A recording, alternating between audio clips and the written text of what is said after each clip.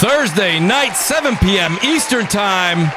Crossfire. Going to be a great show tonight, guys. We have an outstanding panel for you guys as we kind of go into what's an early holiday weekend. I want to say shout out to a few people. I see RPG88 out there. JC2013. What's up, guys? Ocelot. I didn't get a chance to type to you guys in the chat, so I'm giving you guys a shout out verbally. Great to have everybody here. Jerome's here as well.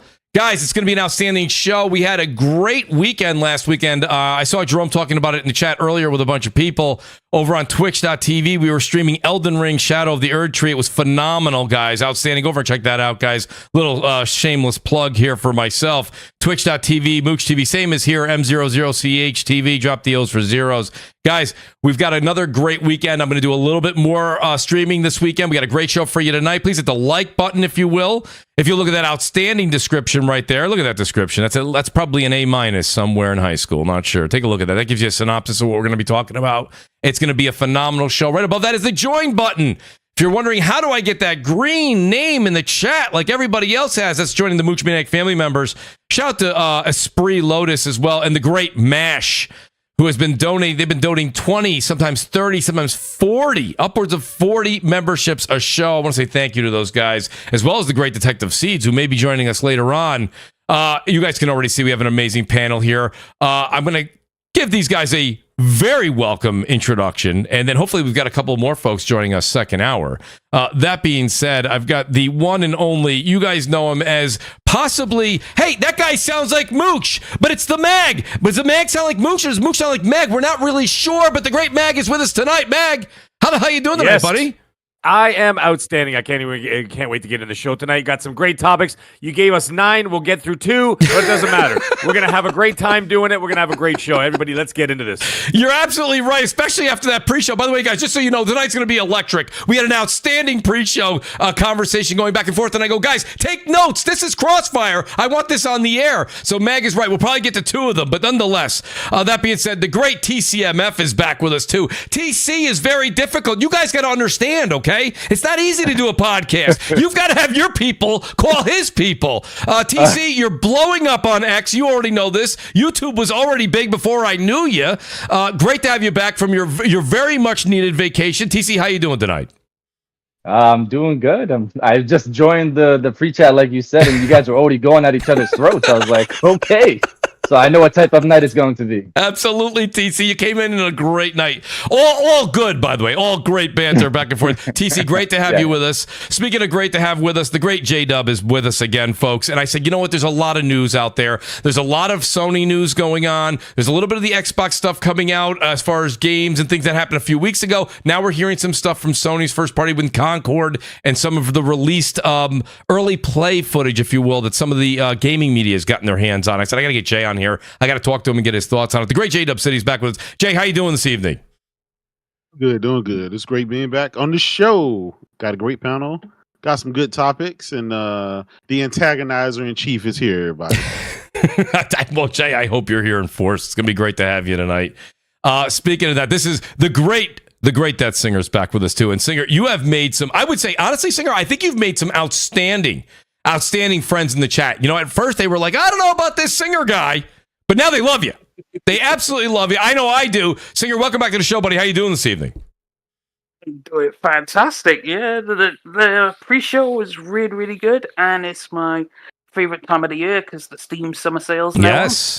Yes. By the way, Singer, if there's anything really good that is out there as the show goes on and we kind of hit on a couple of notes, make sure you let the audience know if there's some good sales out there. Absolutely. There's a lot of great ones. There is tons right now. Like if you go across the board, the Call of Duty is super ridiculous.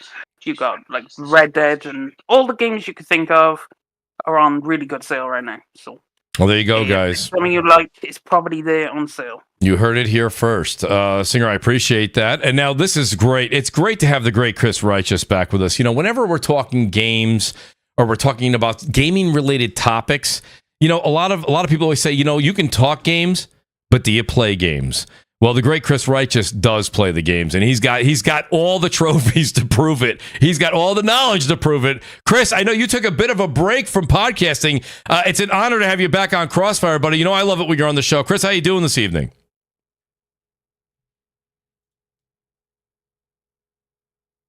Bit of a delay, but Chris is here. Chris is unmuted. Might be a mic thing.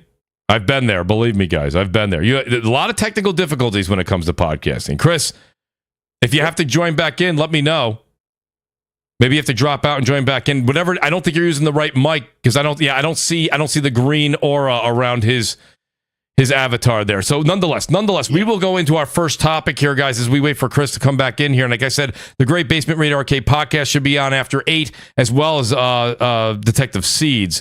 So I'll start with J-Dub. Jay, we were having an outstanding conversation, like TC was saying when he came in. He kind of heard the whole thing happening in real time here. I'll just start with the top level, and then I know that Singer wants to get involved, and I know Mag's definitely got something to say on this subject. Microsoft Cloud Gaming on Amazon Fire TV Stick. It's a mouthful, but it's true. They've enabled the DualSense, the DualShock 4. When you see things like this, Jay, they're on Samsung TV. Okay, they're going to be on Amazon Fire Stick. They're enabling the DualSense and the DualShock 4. We've been saying this for many weeks now, and there's a lot of people in the community that still have a bit of denial on the fact that maybe they are going to go full third party here. What does this tell you when you see this here? They're putting Xbox games everywhere. Not that they didn't say that, but when you see this happen, Jay, what does it really tell you as a consumer? I'll be honest, man. Listen, as a platform holder, a platform creator, when you're creating a console, when you create a console, your focus should be to have everyone go there. Mm-hmm. And Microsoft in the last several years have changed their strategy to do the opposite. It's okay, you don't have to have a console, no console required. Here's your Fire Stick, here's your web browser, here's your TV, here's your PlayStation, here's your Nintendo, right? It really, as I'm a console gamer through and through, right? Of course I game on PC and stuff like that. But I'm a console gamer through and through. Ever since I was a kid, that is still the de facto way that I love the couch play. And yes, as a console manufacturer, me seeing that, it's this little sting in my side every time I see it. And I know it's there. I know it's there's nothing I can do to change the scope or the landscape of their direction now, their new direction that they're going. Right. But it's not what I want. I'll be honest. And fanboy stuff aside, it's literally not what I want. So I want my Xbox games on Xbox. I don't want it on my PlayStation or any place else. But obviously, because of the console war and stuff like that, we have fun with it. But it just really shows you like if you go to a car dealership and you say, "Yeah, I'm looking for a new car," and they're like, if you go to a Ford dealership and they say, "Well, why don't you go over to Honda, or why don't you go over to Chevy, or are you really going to stay there and want to buy a Ford after they told you to go elsewhere?" Like, it's just it's not necessarily damning as far as it goes for the IP, but it does put a major dent in the platform and the console itself, Jay. Absolutely, but it does to a certain point diminish the IP as well, because everybody loves to have pride in what they buy, right? Especially if you're an Xbox gamer, you want Gears to stay on Xbox. You do not want it going there everywhere. But the days are over. It's going everywhere, and all these other games are going everywhere. And I think some people, they have a sense of copism where they're either denying it or they accept it and say it's just a great thing and everybody should do that. That's not what we want. If we can reverse course back to hell, even the beginning of this generation, none of us would think that Xbox would be where it is right now, especially with the world's most powerful console and the world's cheapest console. You wouldn't have thought that we would be sitting here today talking about exactly what's going on. No, I agree. Mag, I want to bring you in here because you've also and I don't want to put words in your mouth at all, but I watch your show, and I watch you of course on X when you're doing your bits, and I'll tell you, I think that to a certain extent, it is a bit disheartening in a sense, because really, how does Xbox move forward with hardware as we see now it's on Amazon, it's on Samsung TVs. Really, the sky's the limit at this point, Mag. There's no sense in giving examples. If you could put an Xbox app on it, Mag, and they allow it on that platform, it'll be there. Mag, what do you think when you saw this today? Was it exciting, or was it kind of a step for you backwards? No, I'm going to agree with Jay on this because what's happening is what it's doing is he said exactly what I was going to say. It's diminishing the product, and I don't mean the product, the Xbox brand. I mean like the actual product of a console.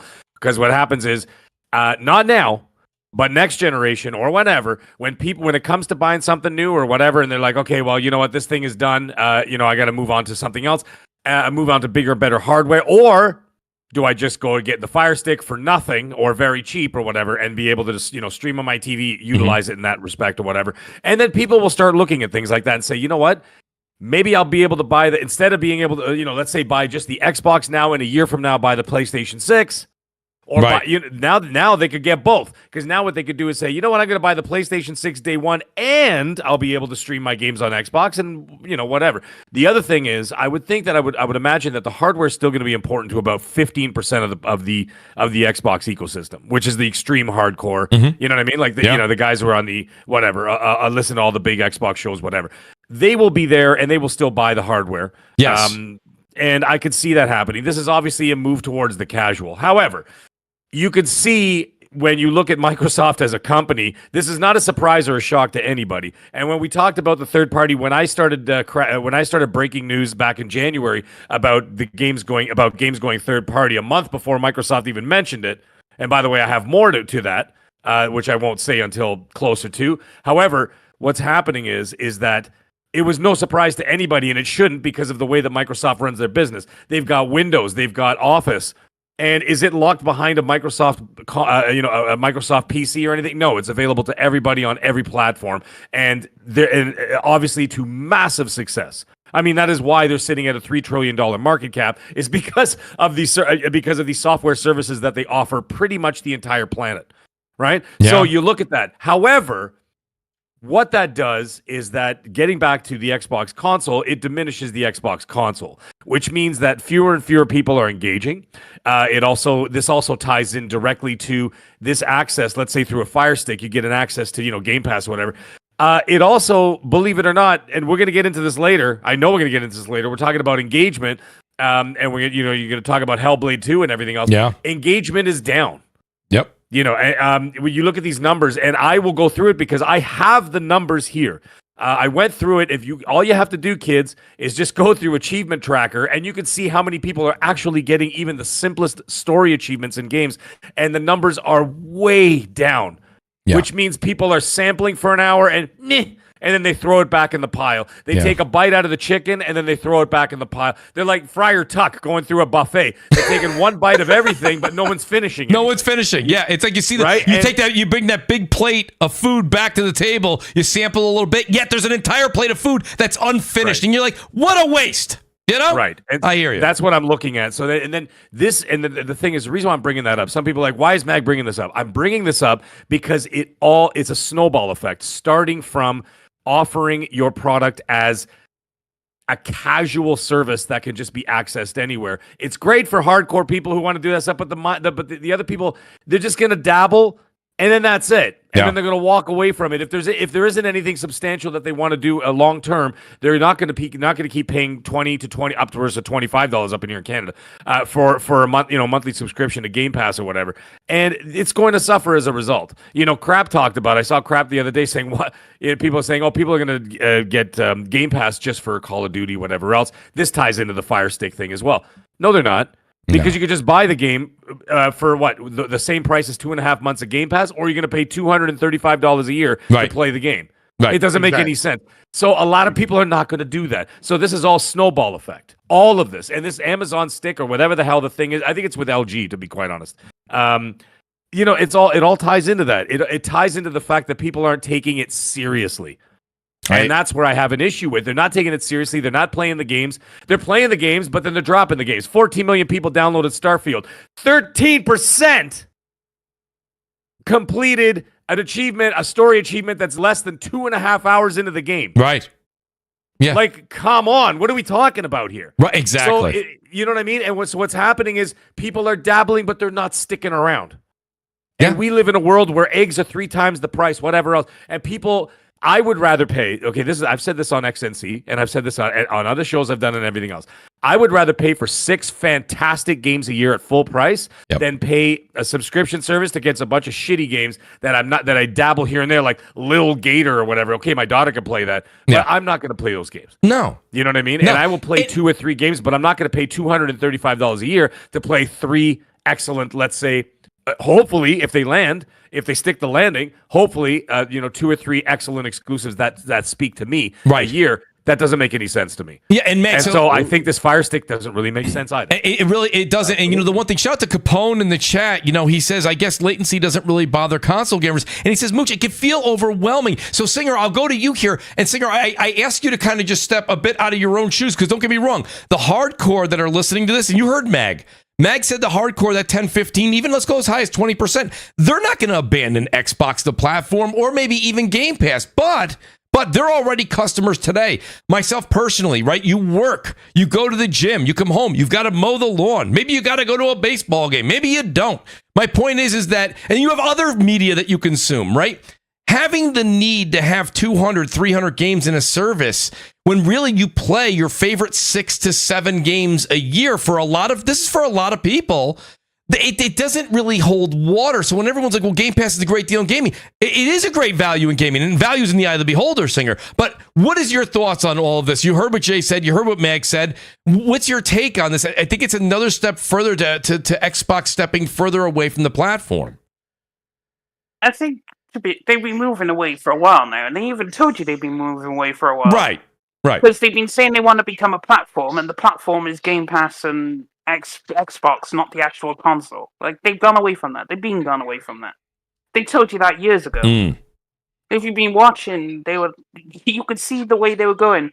Because it's like even when they purchased Bethesda, you notice how they said, Phil said, these games will go where Game Pass exists. They didn't say these games will go to the Xbox console. They said where Game Pass exists. That's right.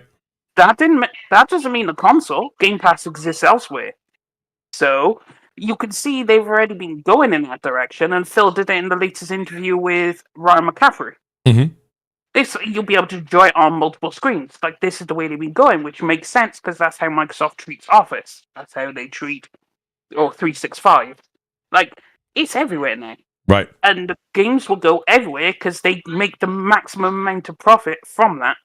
Because if you look it to a box that will only sell about 50 million consoles at maximum, or 60, or whatever, that, if you compare that amount of money, it's not going to make sense to them. So it makes sense you want to move it elsewhere.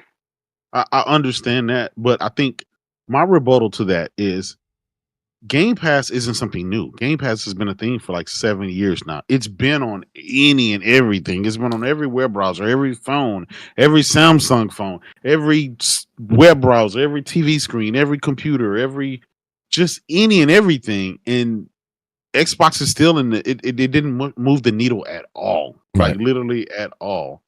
In adding this to Fire Stick, and even if you add it to Apple TV and you add it to some of these other whatever, right?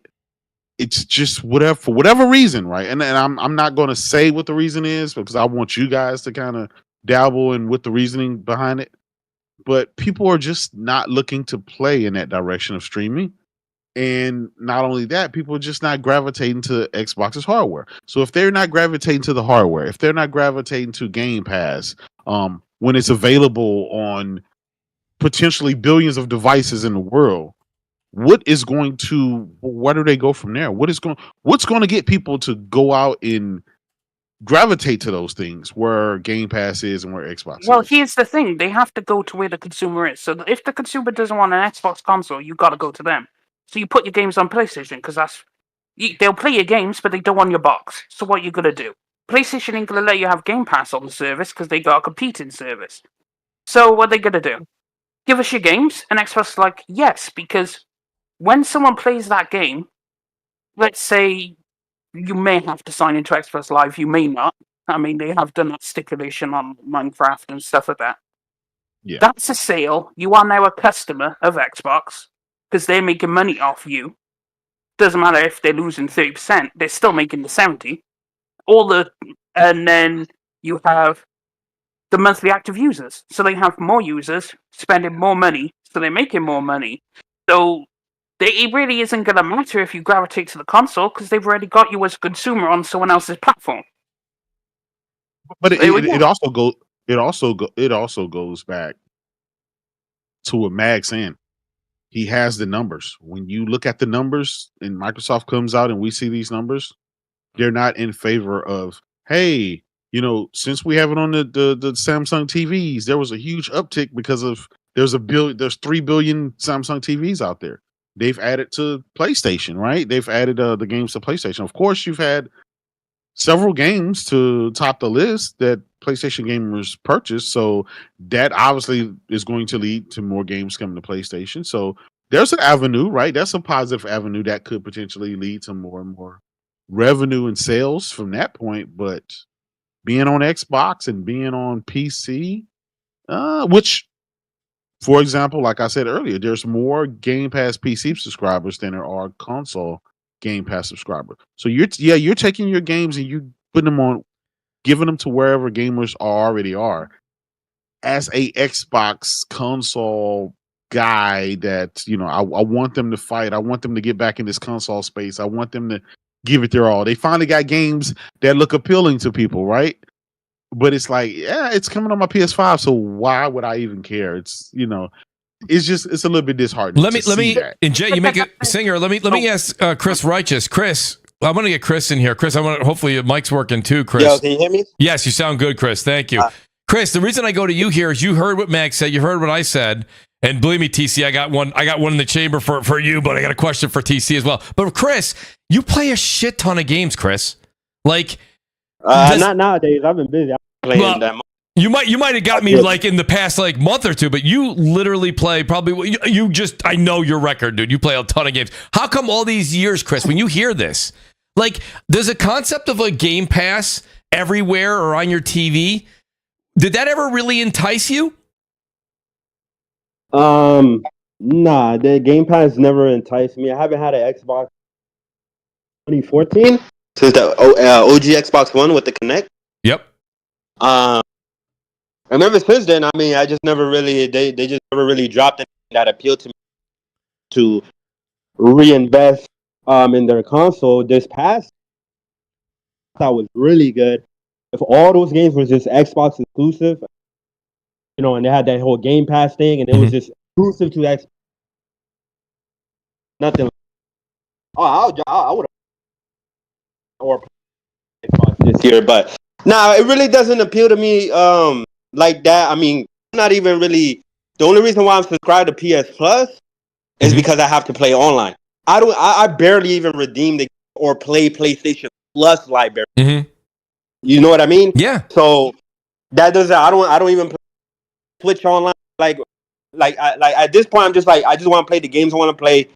I don't care if there's like a subscription service with a bunch of libraries. I mean, with a library with a bunch of games, and whatnot.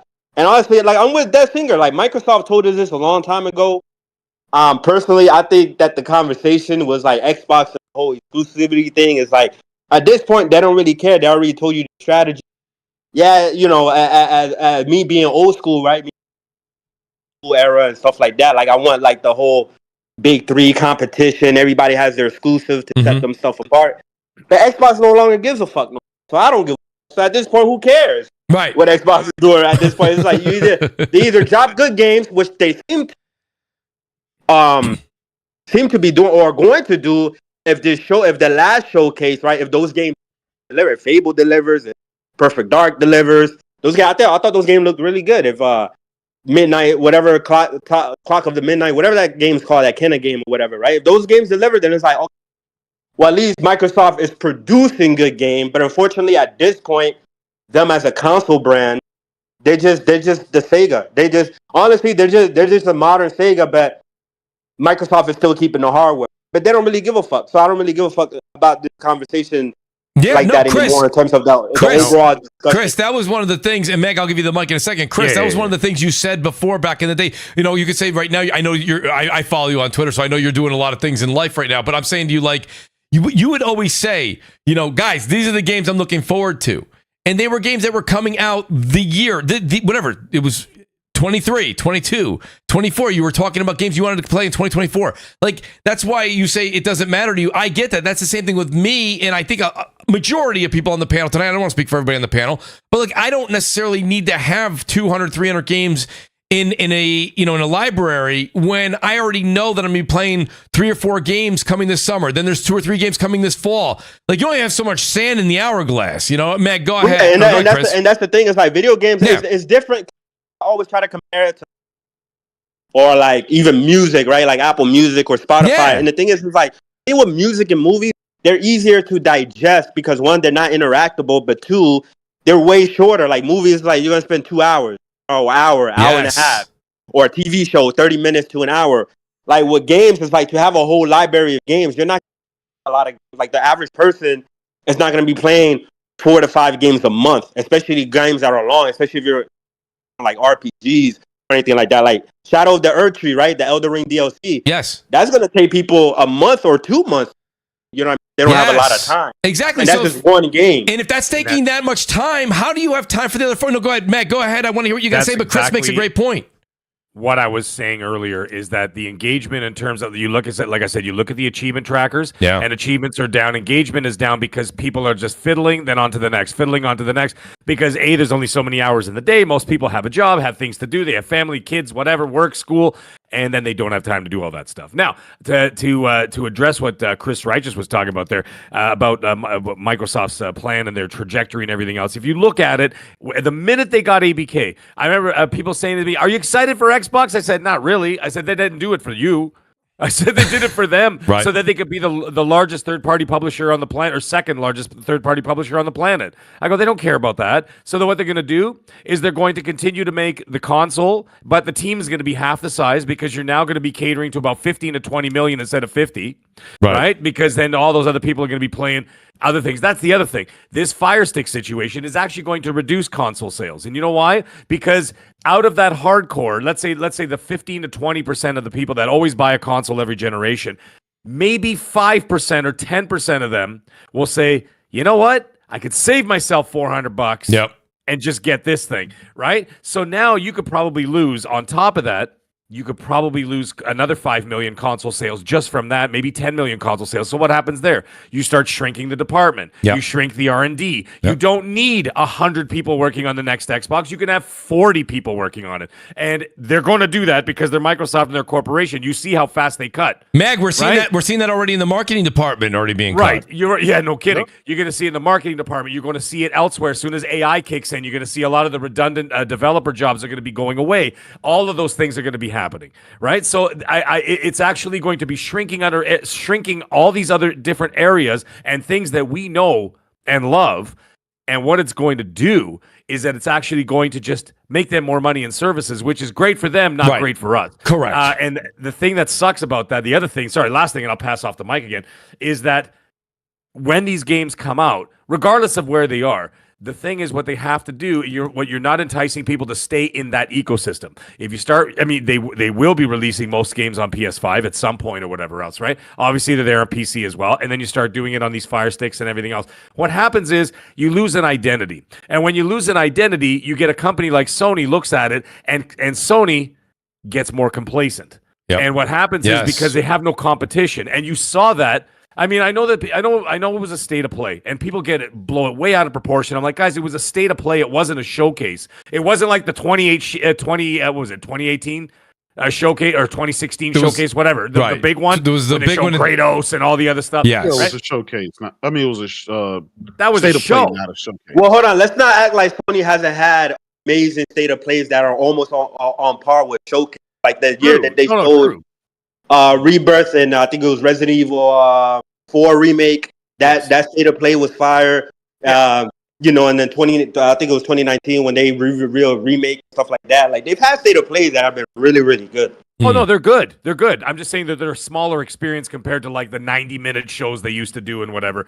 But what I'm saying is that when you have the state of play they just had, and then you look at what Xbox did, Xbox had a great show. They had a great show. That's all there is to it. However, that entices Sony to say, guys, get your shit together. Right. Did you just see that? We need to and do then our what's show. Gonna happen is Right. Then they're gonna crank on the afterburners. They're gonna start lighting fire under people's asses and say, "Let's get some vertical slices, some trailers," because they already know what they got coming. Right. Right. They know what they have coming already into the well into the PS6 generation. But they need to start showing stuff and get people excited and whatever else, and then it's gonna give the big boost for the second half of the generation, especially with the Pro on the way as well. So.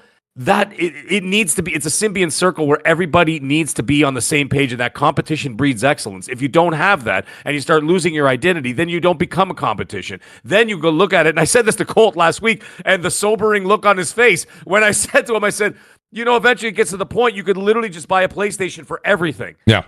And then he's like, what do you mean? And I'm like, you'll be able to play third-party games. Yep. You'll be able to play PlayStation exclusives, and you'll be able to play Xbox games. Yep. So what the hell would you buy 2 consoles for? Yeah, you don't need it. You don't need it and then anymore. And then the other thing is too, you could see that also the trajectory of online gaming is different, where you've got Activision IDs now, you've got cross-platform, everything else. I play Call of Duty on PlayStation. I'm playing with guys on Xbox. Same here. I play on Xbox. I'm playing guys on PlayStation. Whatever. Right. Same here. And therefore, eventually, all you'll need is that PlayStation 6.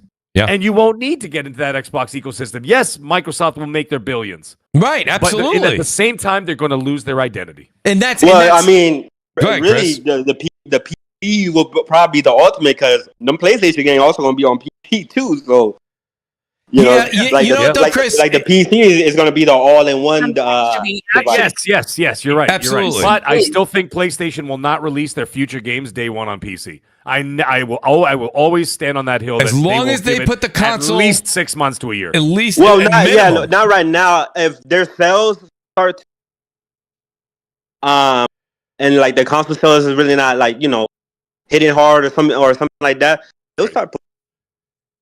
No, I agree with you, Chris. That may be a possibility, but let's be honest right now. This is what we were talking about before the show when TC said he walked in. He says, wait a minute, I'm hearing this is quite a discussion.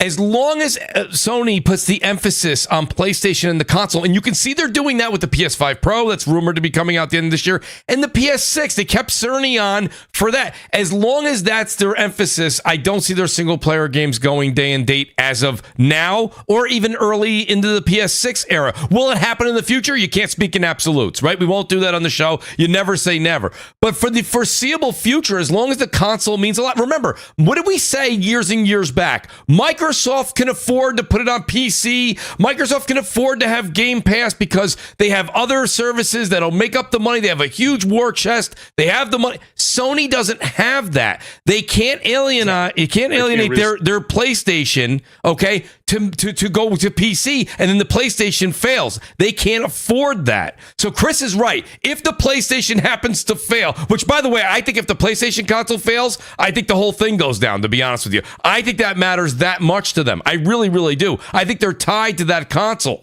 I really, really do. That's why there's such an emphasis already on discussions. You already see Digital Foundry and these folks already talking about the PS6 might have this, the PS6 might have that. It's so tied to them right now, and it's also tied to Nintendo. Everybody's already so anticipating. Everyone already said, yes, I'm buying a Switch too. Everybody. So the hype for console, that's why in the community sometimes people are like, console's dying. No, it's not. No, it's not. It didn't work for Xbox. They kind of went a different route. They pivoted in 2016. That's fine. I'm not even critiquing it because I think Xbox is going to be one of the biggest publishers out there, period. Like Mag said, they're going to make their billions. They are. But PlayStation, it would take more than that. Because, Chris, I think, honestly, what you said, if the PlayStation starts to falter, you know what that means, Chris? It means their games also went downhill. That's what that means. Yeah, it's not. PlayStation is not, especially since like Microsoft is not really competition no more.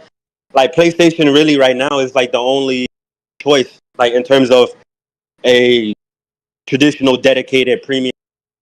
You know what I mean? You have the Switch, but that's the hybrid, the handheld and stuff like that, right? Mm-hmm. That's gonna be something a little bit different.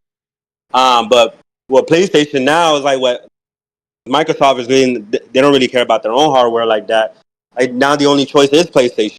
You know what I mean? So they're not gonna fail.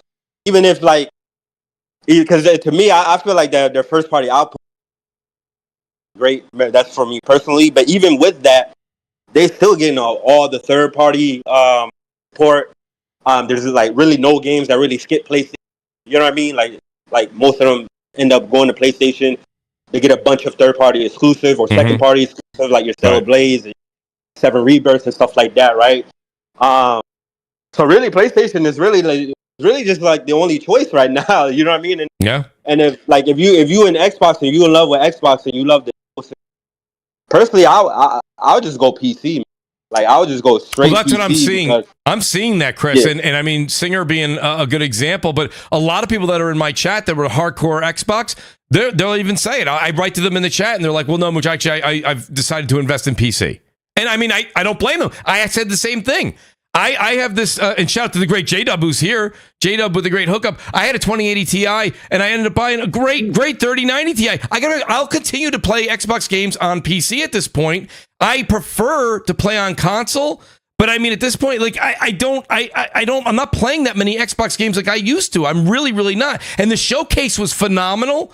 But if Doom is everywhere, if Doom plays better on a certain, I'll play Doom, I guess, on the PC. I'll play Doom on PS5. Like, you don't have to have the console anymore. I can play it there. And if Sony goes that route, well, same goes for them. By the way, Sony's not exempt from this. If Sony goes day and date with everything, then just buy a PC or build a PC. Hey, Mooch, the thing about everyone buying a PC is a good time to get into it now because a lot of people are here out there like frame rate and graphics. Well, if you're all about your frame rate and graphics and all these actually matter to you, you'd be playing on PC. Because if you have a really good PC, you will be doing double whatever these consoles will be able to do in their lifetime. At the or PS5 time. Pro.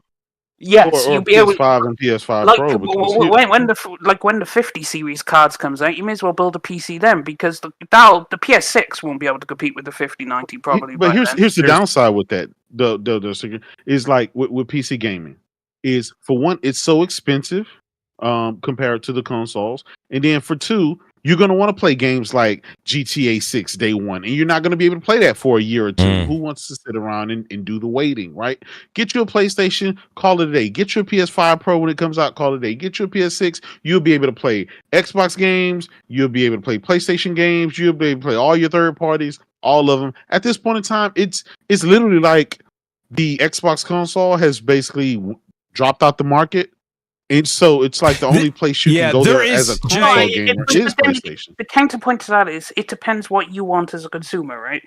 Because you have to think. You have to think about it. If you're an Xbox only player, let's say you're an Xbox only player, right? You don't have much interest in a lot of PlayStation's first party, right? Let's say God of War doesn't appeal to you, right? These kinds of games, right? Okay. Yeah. So you invest the upfront cost now in PC. Yes. But then, by the time the PS6 releases, the amount of money you would have saved of having not to pay online, all the deals on games that come out, sure, you might have to wait a little bit for the PlayStation games, but they'll come. If you were interested, but you get all of Nintendo stuff, you get all of Xbox's stuff. But you still get no GTA 6. You get everything. There's still a lot of games that doesn't come to PC day one, right? Well, I mean, GTA 6 is probably the biggest one, though, that you'd look at. That's the only one that matters, right? I mean, let's face it. It's the only game that matters for the next 3 years. It's the only game that anybody ever cares about. So that's, again, I'm sitting there with a shiny 5090 Ti, whatever. I spent, all this money on this, and now I had to sit here and twiddle my thumb and watch these console players play the game and do everything and tell me the story and spoil it. Plenty of games to play though. But if you really want to, but let's face it, the majority of PC gamers are playing Dota 2 and World of Warcraft. They're not playing these console ports. There's only a small amount of people that are playing these console ports, and those guys are generally disgruntled Xbox guys that jump to PC so they can have the better running version so they wouldn't get teased anymore. No, that's literally it. Actually play these other games that come to PC, these third but you came from Xbox, right? Well, yeah. You came from Xbox, right? See, so you were disgruntled with Xbox and the performance of the hardware. You jumped to PC, and so you get the best of both worlds. No, I get that. I wasn't disgruntled with Xbox. The only reason I stuck around was why did you get a PC? If I fully went to PC because obviously the frame rates, the sales, now to pay for. That's literally what I just said. You were disgruntled with the hardware, so you went to PC. You were disgruntled with Xbox. I just want a better time, and PC has given me the better time for me to consume my entertainment. also at the This thing same is not time, the cap, bro. You didn't like the hardware. Bro. well, I mean, I don't like the It was the world's PlayStation. most Yeah. powerful console. It was the No, world's most powerful console. Twice, No, three but times. I don't like the PlayStation hardware either, and I don't like the Switch That's fine. hardware. No, that's completely. No, that's fine. It's Get that, that's fine. but it's the same with the Xbox. You want a better performance and stuff like that. And PC, obviously, they get the Xbox game, and so Yeah, all the Yeah. plus sides. Plus, I don't have to deal with the console. Don't forget though, Singer, the one thing that we do, we don't talk about it because especially now in the community, a lot of people don't like to, but there is a large, and you guys can see it, right? So there's 60 million some plus PlayStation 5 owners right now. There's 100, what is there, 100 and how many? Chris, you know the number. What's the amount of Switches out there right now? 100 and, are they at I think that says like 141 or 140, 140, Yeah. right. So it's closing in on a PS. So what I'm saying, my only point there is that we always talk about, and don't get me wrong, you're talking to a panel, Death Singer, that actually somewhat agrees with you. I mean, we a lot of people on this panel have gaming PCs, but what I'm saying to you is that, but what I'm saying, a lot of people just want to go to the store, pick up the $500 console, put it under their TV, come home from a long day, and they want to pop it in. They don't actually care if they're getting 54 frames or if they're getting 72 frames on a an older 2080 The card. bigger thing. Yeah, right. The bigger thing is that the majority of gamers, not us, we are not the majority. No. We are absolutely Correct. the minority at That is about correct. 20%. The 80% of people out there that are gaming are not going to spend $2,000 and $3,000 to go game. Right. That is why PC will never overtake the console space because people will go out there and buy $400, $500 and play, the same old things that we always say. They're going to go and play Call of Duty, they're going to play Madden, or they're going to play Call of Duty and NHL or FIFA or whatever. Right, but that's why Microsoft. That's why I believe like I said, like Sega, right?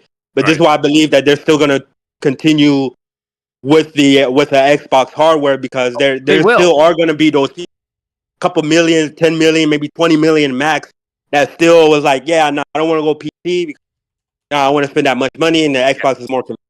They will always have it. They will always have. I think they will always offer some form of hardware, but it's going to be much smaller. It's going to be scaled back. I think before you jumped in, I was saying that if they have a team of 100 working on the next gen console, then by the next gen they're going to have 40 people working on it. Right, because they're going to keep cutting back because you don't need that many people. If you're not going to have 60, 75, 80 million people buying the console, there's no point in having a production We department used to say, that so big. Mag, we used to say this a lot before. Tell me what you guys think about this too. We used to say a lot of times the console gamer does a lot of the advertising for games, right? Because think about it, a lot of the casuals that are in your office or wherever you may work, right? They're majority, if they play video games at all, like Mag said, Madden, NBA 2K, Call of Duty, NHL, right? If they're playing the casual games, they're probably on console. They're not going to go spend $2,000+ or I know PC Gamer said it's not $2,000. Okay, $1,500 or plus, right? But we're saying, Singers, we used to say this all the time back in the day. Console gamers do a lot of the advertising. Oh my God, you won't believe it, right? Fable's coming out. What's Fable? Oh, you have an Xbox, right? Yeah. Oh, listen, you got to try this game out. It's coming out next March. It's going to be amazing. It's going to be insane. Oh, what's it about? Blah blah blah. It's a lot of word of mouth. Once the platform starts to decrease, it's putting a lot of emphasis that casual gamers are going to be okay just going and clicking over on their Amazon stick and saying, oh, what's this game? There's that grassroots you lose a little bit. The console does so much for you. I'll give you an example. Like you see games that go to PC from PlayStation a year later, 2 years later, 3 years later, right? The console gamers haven't shut up about it, right? We have been saying Ghost of Tsushima has been absolutely amazing. It's amazing. It's unbelievable. It won this award. It's so good. Have you guys tried it? No, I don't have a PS5 yet. It finally comes to PC. What do PC gamers say? Now it's my turn, and I'm going to play it in the best way this game has ever been meant to be played. Right. But all that chatter for 2-3 years, all that advertising, all that talking in the community that gets people to go out there and hit the buy button on Steam, right? That's the thing that Xbox kind of loses when they lose their platform. They lose that, hey, are you picking up that game on Xbox next year? No, what is that? Oh, you got to hear it. That's the stuff we used to do with the banter back and forth. So when Xbox just randomly they're dwindling in their console sales, and then Fable just drops on Steam one day, and you got somebody who's like 23, 24 years old. What the fuck's Fable? You know what I mean? Mooch, Like they never Mooch, played I the have old to push Fables. back on this. Go right? ahead. I don't like this narrative about PC. There's more PC gamers than there are console gamers. Then Correct, you also have this whole grassroots talking to each other. What, you don't think there's forums? Everyone talks to each other. You don't think when everyone turns out for the big events that they're not talking to each Why other? are PC? But why Everyone are PC? is intercommunicating. Some games I wouldn't have bought on Steam unless they were recommended. Because you know what I did? I looked at the game. I went down to the reviews. Well, yeah, I and can I see looked where at you're. the reviews, and I was like, "Oh, this game is good. Very positive. Fantastic. Bye." So they do it actually on the platform, not through. Well, they do it through word of mouth, but they communicate. But Singer, what I'm through saying to you their own is, experiences. and I know that me and you are a small census, so it doesn't matter what me and you say. But I'm just asking you a question here. Was the PC forums that you're talking about? Were they 4 years ago being like, "Oh man, I can't wait to get my hands on that Ghost of Tsushima"? No. No. But they look forward to a variety of other games. That's why you see, if you look at the number one most pre-ordered on Steam, like CS:GOs. no, well, they're incredibly popular, but that they just that is what people have been playing, and they will only play. That's the PC equivalent. That's the bulk of what PC gamers. That's the bulk of what PC gamers play. Well, there's That still literally is the this. bulk. Well, I mean, problem is only a small percent. Again, it goes back to what I said. Those console players that moved over to PC to play the better running version of the games that they would have played on Xbox, those guys are minor. Those are minor. Those are not the majority of PC gamers. The majority of PC gamers, they play exclusive PC exclusives. They don't care about. But then again, that's not really true, because if you look at Steam in of itself has 120 plus million people. Right? Absolutely, but how many of those people playing Xbox games? I rest my case. Hold on, not only that. No. Even Game Pass subscribers, right? How many? I mean, you also got to take into account that a lot of those the players that you're counting are just people with like laptops and stuff like they're not playing freaking high-end PC. They're not playing Cyberpunk. You know what I mean? And in like max settings. Here's the thing. That's why when you look at like the Steam survey, you can look at that and take it with a pinch of salt. But you also have to remember, Steam is but one part of PC gaming. It's the main part, but there's people elsewhere.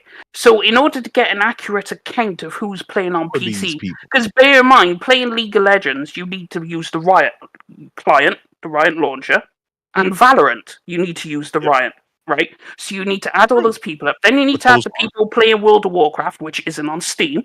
So you have to add them up. Then you have to add up all the Genshin Impacts and all these kinds of things. Then you have to add up Fortnite, which is only available on the Epic Games Store.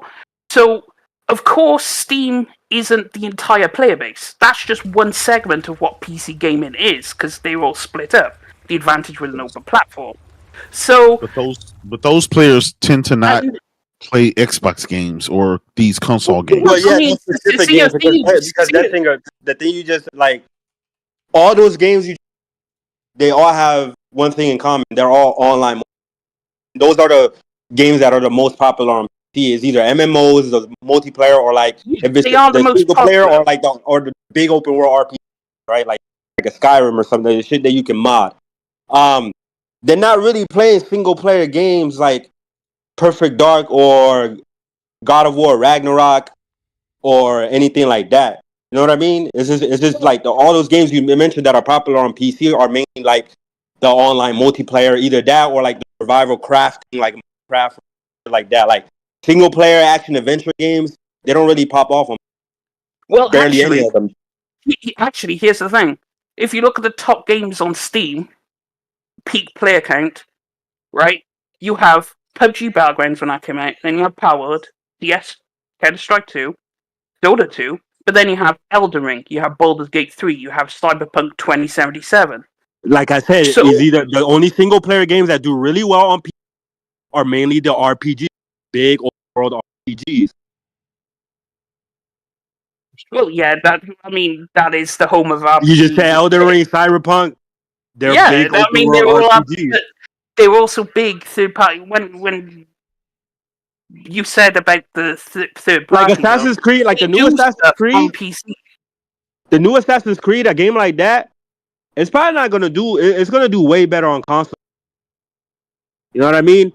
Like a game like that, like a single player action. Would do better on PlayStation, sure, but it's not like it's going to sell an insignificant amount on Steam. People are going to go out and buy the game. Plus, also, you have to factor in most of the sales on PC, quite a lot of them, are not upfront because a lot of people are willing to wait for a sale. Or, oh, did this get... Like, I think Shadows looks great, but I'm not going to buy it. I'm going to get Ubisoft Plus, pay the $15 for the month, and then unsubscribe from Ubisoft Plus. So I don't count that's the sales statistic. But then you have people who will wait. Oh, Assassin's Creed looks good, but I'll wait. I'm already playing Warhammer 40k Space Marine 2. I'm already playing Black Myth Wukong. I can wait. And then they'll wait till the next year and buy it. So sales on PC are long-term rather than upfront like console. Yeah, and a lot of times they're bought, like you say, when there's a summer sale a year even after that. You know? Exactly. And that's fine. That's fine. And that's the reason why there's no Sony doesn't see a benefit of going date and date with their first party games on PC because it really doesn't matter. That's why you'd wait the year, right? You could wait you'd the wait year a year or two or whatever. Yeah, look at the guys who waited 4 years to play Ghost of Tsushima, right? Like, exactly. Yeah, PC gamers will wait, but I'll be honest.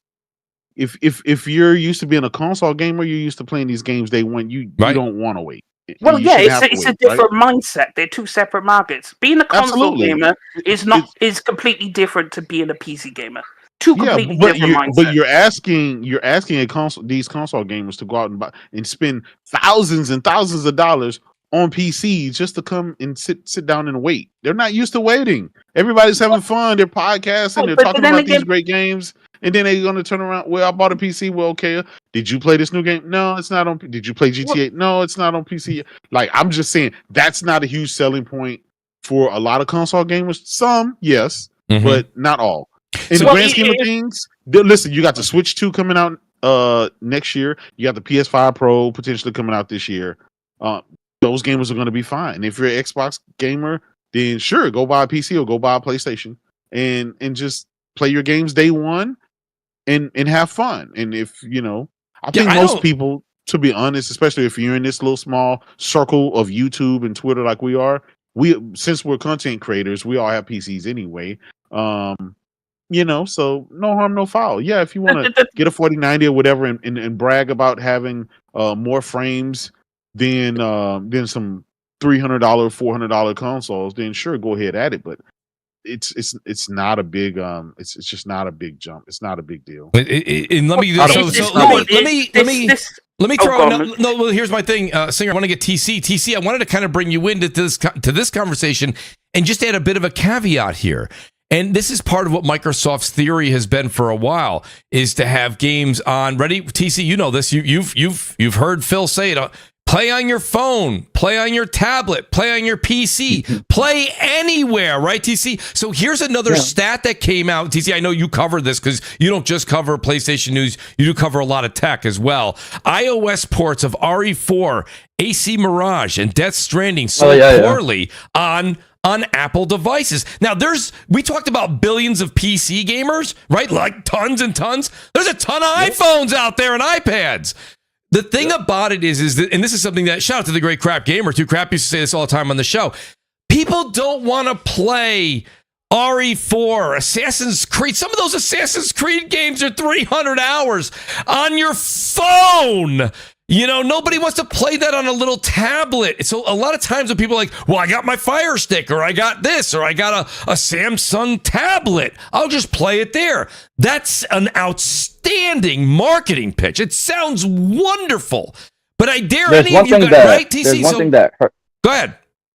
There's one thing that hurts Apple over Xbox. It's just that when you're playing on iPhone, and I've tried some of these games. I had Ubisoft wanted to send me the Mehraj code, but I've already played it on PS5. That was one of the things why I didn't play it on my phone. So the problem is the games are delayed, which Xbox doesn't have that. So I'll give them that's one of the benefits compared to iOS. Correct. And the power in there is that I would love if they were able to give people some type of way to boost the performance, because these chips on Apple's devices are powerful. Apple Silicon is powerful, but the limitation is heat.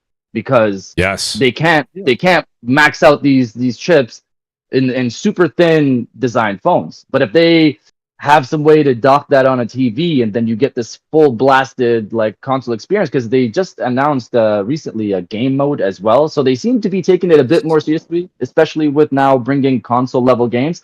Which again, even though I'm not really going to play a full console game on iPhone, it still amazes me to open up my iPhone and see RE4 on there. It's still amazing to just be in that era, just to see that working. But that's one of the things that hurts it. It's a different market. People on mobile, also, a lot of them play a lot of, like, I don't want to say gotcha games, but they play a lot of, microtransaction filled games and like somewhat online games, and those small games that you can play in like 2 seconds. Nobody's going to take out their phone and play a lesser experience on iPhone when I can get a Steam Deck. If I really care about it, I'll just get a Steam Deck. Right. And or I'll get the Switch 2 next year, which is going to be, more powerful. I'll go there. That's one of the detriments that they have at Apple. They need to create something proper, and if they do with their chips, it could be a contender. But yeah, sorry, that was a side step. No, How much are the games on Apple? Full price. They're full price. Okay, well, there's you know what? We can talk to we're blue in the face here. It is 100% because it's $70 for a mobile game. Right. No, but also you gotta but you also gotta take in on mobile. Some of the most money is made because of how many microtransactions and amount of money when you're playing Candy Crush, 99 cents at a time is much more digestible than $70 off the bat. On the but people have the money. No, I get what you're saying. It's easier to see a free game and see, let me just buy this, or let me get this. Yeah. But the money is there. That's what I'm assuming they're hoping to tap into. But one thing that Apple is doing that I think is faster than I thought they would do it, is Assassin's Creed Shadows later this year. Yeah. Comes out on, I can play it on my M4 iPad here. That's insane. I'm not gonna play it on my M4. I'm gonna play it on PS5. But I'm saying, like, that's still to me personally, that's amazing. Right. It is amazing. Yeah, it is amazing. But it truly is remarkable tech to be able to do that. However, it's not the market for it.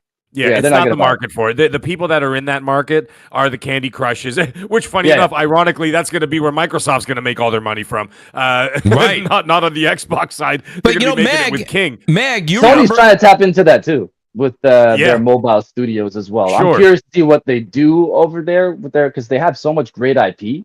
I'm just curious what they do on there. I just, and don't get me wrong. So TC, you actually made some great points. I didn't even have in my notes about the fact of, Apple with the delay of the games being full price. The fact that they probably have to cut back on some performance because of heat issues in things like iPhone and iPad.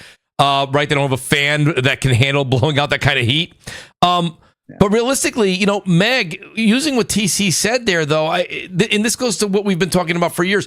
Microsoft's big push was they thought that Microsoft Cloud Gaming, which the reason Cloud Gaming is there is you can have access to cloud gaming if you have Ultimate Game Pass. They basically threw it in the highest tier. I think the cloud gaming aspect of this whole thing needs work. The thing that's crazy to me that's is where I was gonna go. Stadia is still better to me personally from what I experienced from Stadia.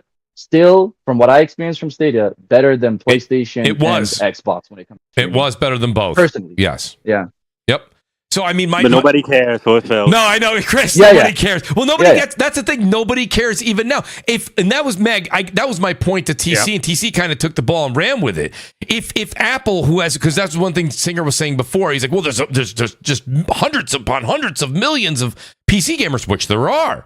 But you have billions of iPhones out there, and no one's buying these games. So the idea of playing these big games, even if heat wasn't an issue and performance was outstanding, and it launched day and date, like Shadows. Let's use Shadows as an example, AC Shadow. If that launched day and date on Apple, I still don't think it would do good on phones and iPads. No.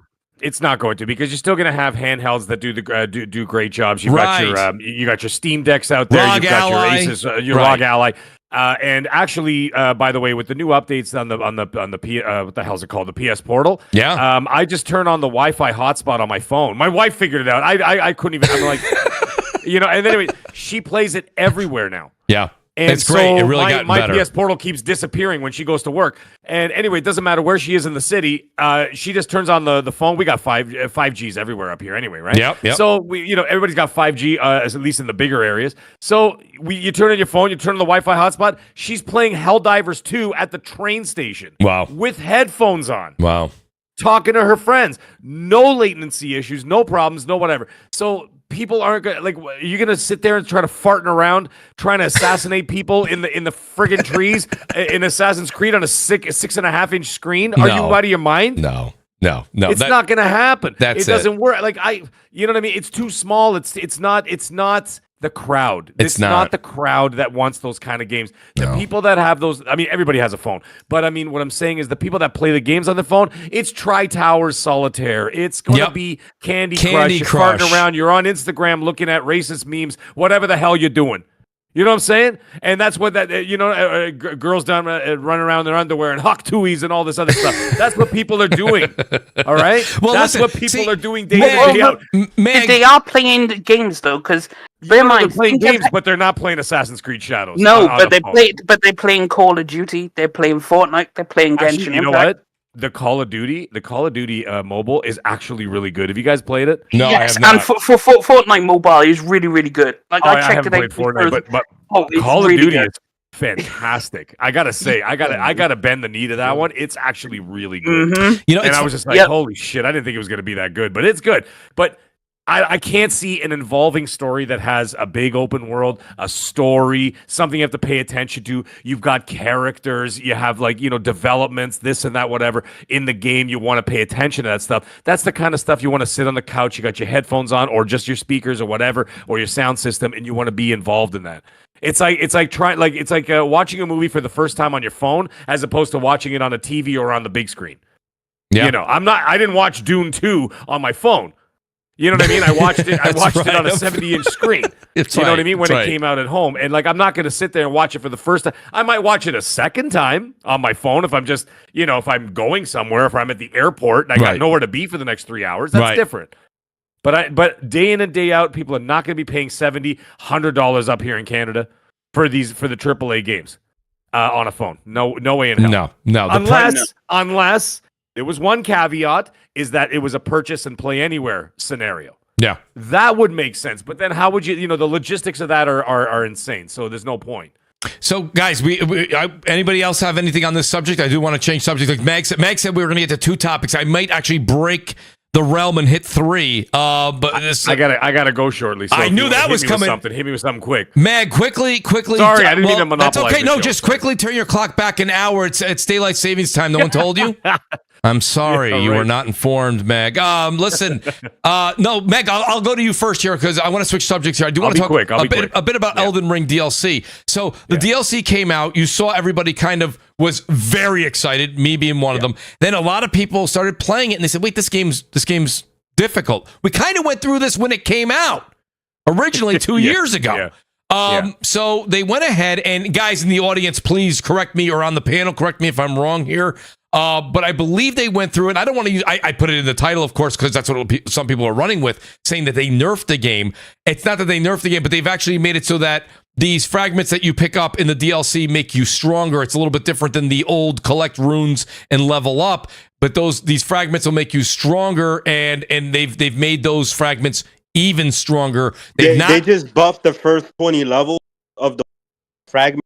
I believe that's what the note said, but they didn't really make it nerfs or changes to like the boss or anything like that. Right, exactly. You know what's funny? Actually, Mooch, it was the opposite because I remember. Well, at least like if Elden Ring was her first Souls game, then yeah, like it was going to be very difficult. But I remember a lot of people saying Elden Ring Souls games. I don't agree with that. I think it's the second easiest. To me, I think Demon Souls is the easiest Souls games, and then Elden Ring, right? At least the first half of Elden Ring is the easiest. Second half, that's when the difficulty. So when you fight Malekith, so on and so forth, Fire Giant, stuff like that. But it's just, and a lot of people got caught off guard of how hard the DLC. But I think a lot of people realize that there's a new upgrade system with the Scuttle Tree. I don't even know how they pronounce it. That's Scuttle Tree, Shadow Tree, or whatever. And once you use those things, then it you up to like because a lot of people went in with like level 200, level 3 characters, and 2 or 3 shot it and stuff like that. So I think that's what it was. And then a lot of people, you know, since Elden Ring was their first one, they haven't experienced a From Software game that's like at its hardest. You know what I mean? Like Dark Souls 1 was really hard. Sekiro was really hard. Mm-hmm. You know what I mean? Elden Ring is easier than those games. So now this DLC is catching a lot of them off guard. But for us Souls veterans, we like, yo, we just gotta adapt. Like, we just gotta get our ass kicked and learn and adapt. Well, that's it, Chris, and that's where I was going to go, was the level of difficulty. Chris, just so you know, to your everyone can hear you, but your every like maybe fourth or fifth word is cutting out. I don't know if it's something on the microphone you're using or if it's just the connection. Just want to heads up. Oh, okay. No, I mean, we can hear what you said, but it cuts in and out a bit. Meg, while I still got you though, Chris made some good points, and Chris actually put everything on the table right there. Yes, you know, people say you got to get good. Listen, you could say, Meg, because you might turn to me right now and go, Mooch, listen, I'm not playing Elden Ring. I don't care if you're playing Elden Ring or not right now. This is a discussion we've been having now for the better part of this generation. It started, I think, end of last generation, and it definitely continued through this one.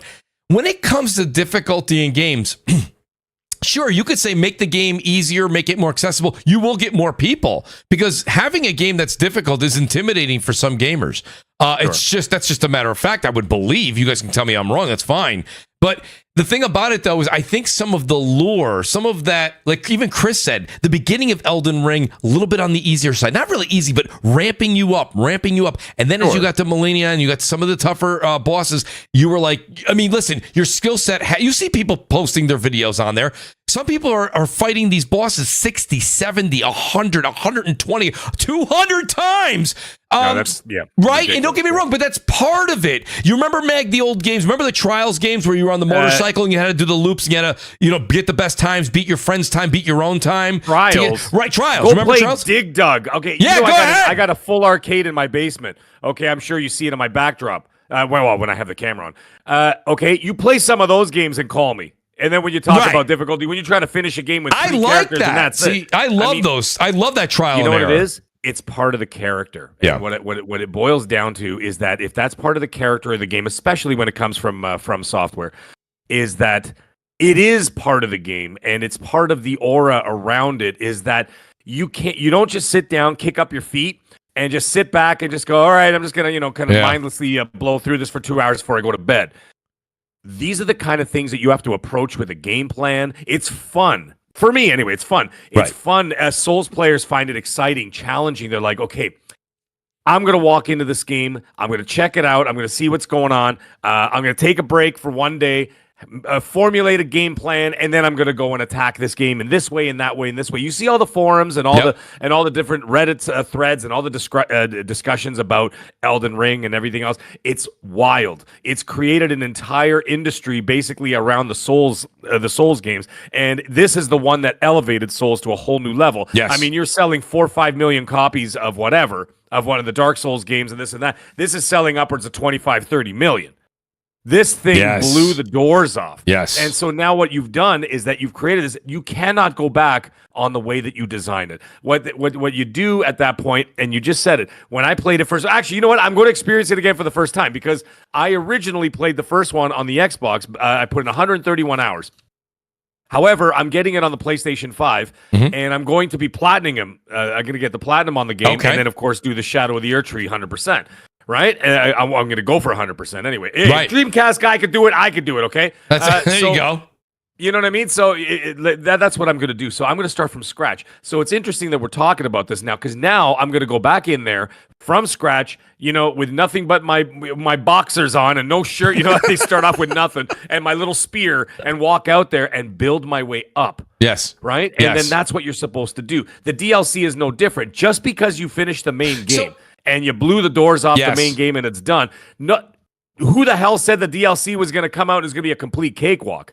You know what I mean? That's not how it is. Well, no, I wouldn't they're going to turn you. They're going to be like, "No, you're a bitch once again." You're down at the bottom. I wouldn't want that. The other thing I will tell people, and shout out to the great. I don't want to walk in the park. No, I don't want to walk in the park. But shout out to the great Sin Vendetta. He said this to me. We were talking before the DLC came out, and he said, "Mooch, you may have to be prepared for something." I said, "What's that?" He goes, "We may have to go back and respect the build." He goes, "You may have to a build that's set up for the way that you played Elden Ring, the base game, but you may have to go back and respec your build. Maybe you have to put more into strength. Maybe you have to get a little bit more into faith in arcane, where before you were putting it all in endurance or intelligence. It depends on the build, right? It's the trial and error. Right, exactly. That's part my of the point. trial and error. You go and you get your ass handed to you by the first boss, like I did when I played the base game. Yes. And I'm like, oh, look at this guy in the horse. I walk up, I'm like, hey, buddy, what's going on? Boom! One shot, and I was gone. I was gone too. And I'm Yeah, like, I got okay. Yep. You know, and then I said, let's figure this out. Whatever. The DLC is going to be the same thing. You're going to face the first boss, probably get your ass handed to you, and say, okay, you know what? I have to refocus, respec, do whatever I'm going to do, you know, right? And then you go in there and you do that, and then it's a whole new challenge. You're paying almost the damn near full price of a game, at least That's up right. here, $60 for the DLC. That's the most expensive DLC I've ever seen. It's 40 down here in the States, but I mean, there's a conversion factor. Outside of a season pass, right? Right. Outside of a season pass is a pretty expensive DLC. Yes, but it is. From my understanding, it's almost the Dreamcast guy's review. He said it's almost the same size as the base game. So, Well, I was Go ahead, Chris. okay. yeah, go ahead, brother. Yeah. Okay, I was fortunate to get spoiled by the map, and yeah, the map is fucking huge. It's way bigger than what they let. I think Miyazaki is the size of Limgrave. Yes. Yeah, maybe Limgrave times like 5. I was going to say the same thing, Chris. This is going to be a 200. Like when I'm starting from scratch on the PS5, this is going to be a 250-hour experience between the base game and then the DLC. So I'm looking forward to all of it. You guys, honestly, it should be a game of the year. I don't give a fuck what nobody says. You know what? I actually put a poll about that, and people lost their minds. A lot of people agreed, and they said, "Listen, this is the best rated thing that's coming out in 2024." And the possibility that it's still going to be, I still don't have much faith in the what's coming out. We got Silent Hill 2, Indiana Jones, and Avowed. I don't think they're going to crack higher than an 80. Yeah. So I think this might be the highest rated. Whatever. If you want to call it a game, we'll call it a game. Highest rated game of the year will be let me put a number on it for you guys, just in hours, if you guys are still thinking about it in the audience. So shout out to the great Sin Vendetta. Sin, I think, is 3 or 4 bosses in, and he's right around the 30 or 35 hour mark. I mean, holy shit. So I'm just right. So what I'm saying, I think that this could very easily be a 60, 80 hour game, and much more if you want to 100% it. So the one thing I would say I'm a little disappointed in. Go ahead, Singer. So obviously from the conversation from last week, so I'm playing through Elden Ring. I've already beat Margit. I've already beat Godric. I've already beat Radon. I've already beat Magma Wormmaker. I'm somewhere up around Lindau. Yep. The capital city. Yeah, Cap. Yep. I'm just chilling, going about my business, getting clapped every so often by some hidden dragon that comes out of nowhere. Whatever, I deal with it. And I just picked up Shadow of the Erdtree because I'm enjoying it so much. Right. Now I've got Shadow of the Erdtree. Shout out to CD Keys, 25% off the DLC. If you're on PC, go get it. And I'm actually loving it. Yes, it's difficult, but obviously it's my first Souls game, so it's like I know, like Luca. Like, she loves her Souls game. She told me all about it. I know what to expect from Souls game. And sure, it's, the difficulty is, it's difficult, but it's manageable if you actually think. One of my big critiques, though, of the game is the quest system. I absolutely hate it. Because I had to ask someone, I was like, so how do I finish this quest? And you have to go all the way on the other side of the map. But when you speak to the character doesn't tell you need to go all the way to the other side of the map. So I had to go all the way to the other side of the map. And I'm like, really? We have to do this? But that is my one critique. But hey, man, get good. Get good. Get good at questing, I guess. Hey, sure. Because I can handle the bosses, for the most part. So I can't wait to get into Shadow of the Erdtree. But I don't think they really nerfed. They don't nerf anything. They made some changes to Radon, I do believe, in the base game. They did make Radon did get a bit easier. If you talk to anybody who played it, and even when I was Twitch streaming it and I fought Radon, they literally said that it has been. I guess we could use the word nerf. They definitely did nerf Radon from the base game. That I've heard from multiple Souls gurus that are out there in the community. They said that, and they weren't saying that with any ill will either. They were just saying that it seemingly is true. Shout out also to Ocelot. I saw some of these guys. The super chat's working. It's a miracle. Please help the Mooch out. Ocelot says, hit that like button. Thank you, buddy. I appreciate that. Kiri86. This was going back to what we were saying a second ago. And Kiri, I apologize. I missed this. He says, that's like saying the majority of console gamers only play Madden, Call of Duty, and 2K. All PC gamers are not monolithic. Block. So I think what he's trying to say is that not everybody is just one specific. A lot of times we do speak in an array here as the gaming community, but you're right there, Kiri. Thank you. Lord Metroid says video games are for everyone, but not every game is. Maybe that's another thing too, right? When we talk about games difficulty, like there's just certain games that like, and I'll tell you the truth, like, I mean, Singer, you've mentioned some games that are on PC that are only on PC. Some of them resonate with me, and I go, geez, I got to go check that out. There's other games I go, that's not really my bag, you know, and that's fine. That doesn't mean that I think that PC game should come to console. You know what I mean? It's like some games are just not for everybody. So shout out to Lord Metroid. But when it comes to certain difficulties, I don't know. I do you think that they heard the community and they didn't make, as Chris Wright just said, they didn't make the bosses easier. Jay, what do you think, Jay? And Jay, maybe it's good to get your perspective on this because as far as I know, and you can correct me, Jay, are you playing Elden Ring? I didn't know if you were actually running through it or not. You're not, right, Jay? No. So Jay, nope. Jay, I know you see all the banter back and forth. They didn't make the bosses easier. What they did was they made the items, the fragments that you pick up in the DLC that make you stronger, they made you a bit stronger than they were. So it gives you a bit of a little bit more of an advantage over, not an advantage, pardon me, a little better statistical ability to defeat the enemies as you approach them. But the enemies are just as strong as they were. What do you think when you see all this, Jay? I mean, a lot of people are just saying, just play the game and, you know, get better at it. Well, I think that's the thing about it is, from what I understand, is that everyone's screaming, "Oh, they made it harder! They made it harder!" And it's like, wait, if you beat Elden Ring, wouldn't you want it to be harder so it could be more challenging? I just assume I would, that that's what a person wants. But there's a lot of people complaining about, it's just too hard. You know, I've spent, you know, how much? It's like $30 or something like that. I spend this money for this, and it's just, I don't know. I'm at the point, Mooch, man, where it's like, damn if you do, damn if you don't. You can't please everybody. Mm-hmm. And with online discourse being the way that it is, I think some people are overblowing it, and then some people just don't care. You know what, Jay? I'm glad you said that because the good thing about it is it's all optional. If you feel like that's right, you feel like it's going to be hard, then why did you play a Souls type game anyway? Why did you even go through that? But you know, you know what else is optional? Buying it. So absolutely. So that's why I didn't buy it. That's why I didn't buy it. Because Jay doesn't I'm glad you brought that. Not his bag. That's it. He's done. He's done. You know, I mean, he's not going to buy it. Why even bother spending the $70 and then another $40 on top, right? Right. Anyways, boys, I got to go. Mooch, I got to run. Mag, buddy. thank you, buddy. I appreciate you being here, Mag. Yeah, no worries, gentlemen. That was a wonderful show. Actually, we had a good time there. That was awesome. Outstanding. So, everybody, chat. Everybody, have a great night. We'll talk to y'all soon. Yo, can you hear me? Yeah, go ahead, Chris. Yeah, we hear you. Oh, okay. Nah, I'm glad you brought that up, J-Dub, because it's like they told you beforehand that to access this DLC, you need to be more, which is that you end game, right? Meaning that mostly everybody is going to be level 150 plus, right? So it's like, From Software knowing this, is like, yo, when you get to this DLC, like you already have an over-level character base game. We're not going to make this shit easy for you to just run through like that. You know what I mean? Like we're not just going to like, oh, like, yeah, my level 200 just mop up everything like you can in base game.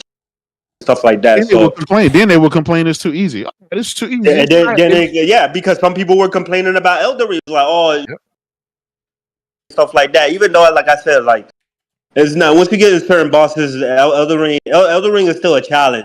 It's not the hardest, but it's still a challenge for a lot of people, right? Especially people who are brand new to the series. And I think this DLCs caught them off guard because they thought they were going to run through it with their level 2 character.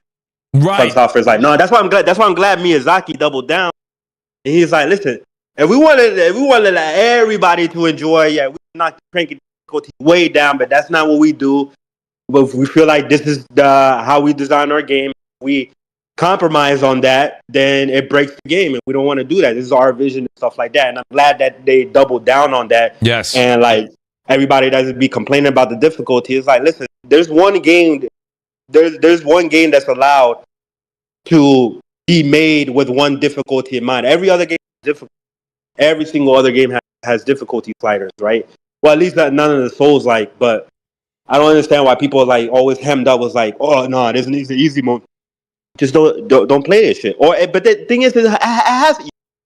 It's called Mimic and Sorcery and Summon and Co-op. That's the easy mode. I really do like your point, though, Chris, when you said that a lot of people thought because they were already a level over 150 and beating the base game, they thought that they were going to be able to just waltz right into the DLC. Like that, listen, it's a $40 DLC, guys. I would certainly hope that I have to literally level up to play it and roam around and search and gather things. If it was just walk in there and fight 6 bosses at a level between 150 and 200 where you already were, I don't know if that warrants the $40 price tag. The fact that it's an entire game and it's basically you're not starting from scratch. If you're an excellent Souls player, shoot, you could probably beat some of these bosses at level 100 or less. I don't know. I've seen some unbelievably talented people playing Elden Ring on Twitch. It is a marvel to watch. It is absolutely it's mind blowing for someone like me that loves the franchise, and at the same time, I don't know. Even with all the practice I do, Chris, I see some people going out there at a level. I'm sure, Chris, you've seen it. Level 1, they're going out there at a level 1. And you're gonna see level 1 no hit run. For the DLC. You're gonna see that. You're gonna see people doing it on dance pads. Yep. You're gonna see people exactly. Break dancing and shit like that, like bosses. Actually, the famous person, let me solo her. Go ahead, Singer. You know about that, right, Mooch? Let me solo her. Yeah. How did the person beat the game? Already beat the game. Just beat Millennia for people, and did it in just a Tim Pot helmet on, and I think he had a dagger. Yeah. Something, and he had no armor on, and he just solo Millennia for people to help him get past the boss. And it's like, he changed it. Now he changed his name to Let Me Solo Him. I don't know who the last boss is in DLC, but apparently that last boss is fucking crazy. And everybody's like, yo, there's even people that are like giving up because they're saying that motherfucker too hard. But now he changed his name to Let Me Solo Him because I apparently he's gotten good at that final boss. Yeah, I'm sure he's already sat at the final boss, taking people through the final boss. Like, okay, hop in, let me solo the boss real quick. Bang it out, job done. So it's like, but that person's just incredibly skilled at Souls games. Must be. But Singer, do you think that the patch was necessary? Or, I mean, because they were listening to the community. They heard the voice, right? People were saying we need to make this a bit easier. And okay, they didn't dumb down the bosses, but they enhanced the ability of the player. Does that change anything for you? Or do you think Miyazaki still stood on his business? He's still on his business. He just gave people who are struggling a bit of a boon. Bear in mind, even experienced Soul players were initially struggling. Shout out to Erica.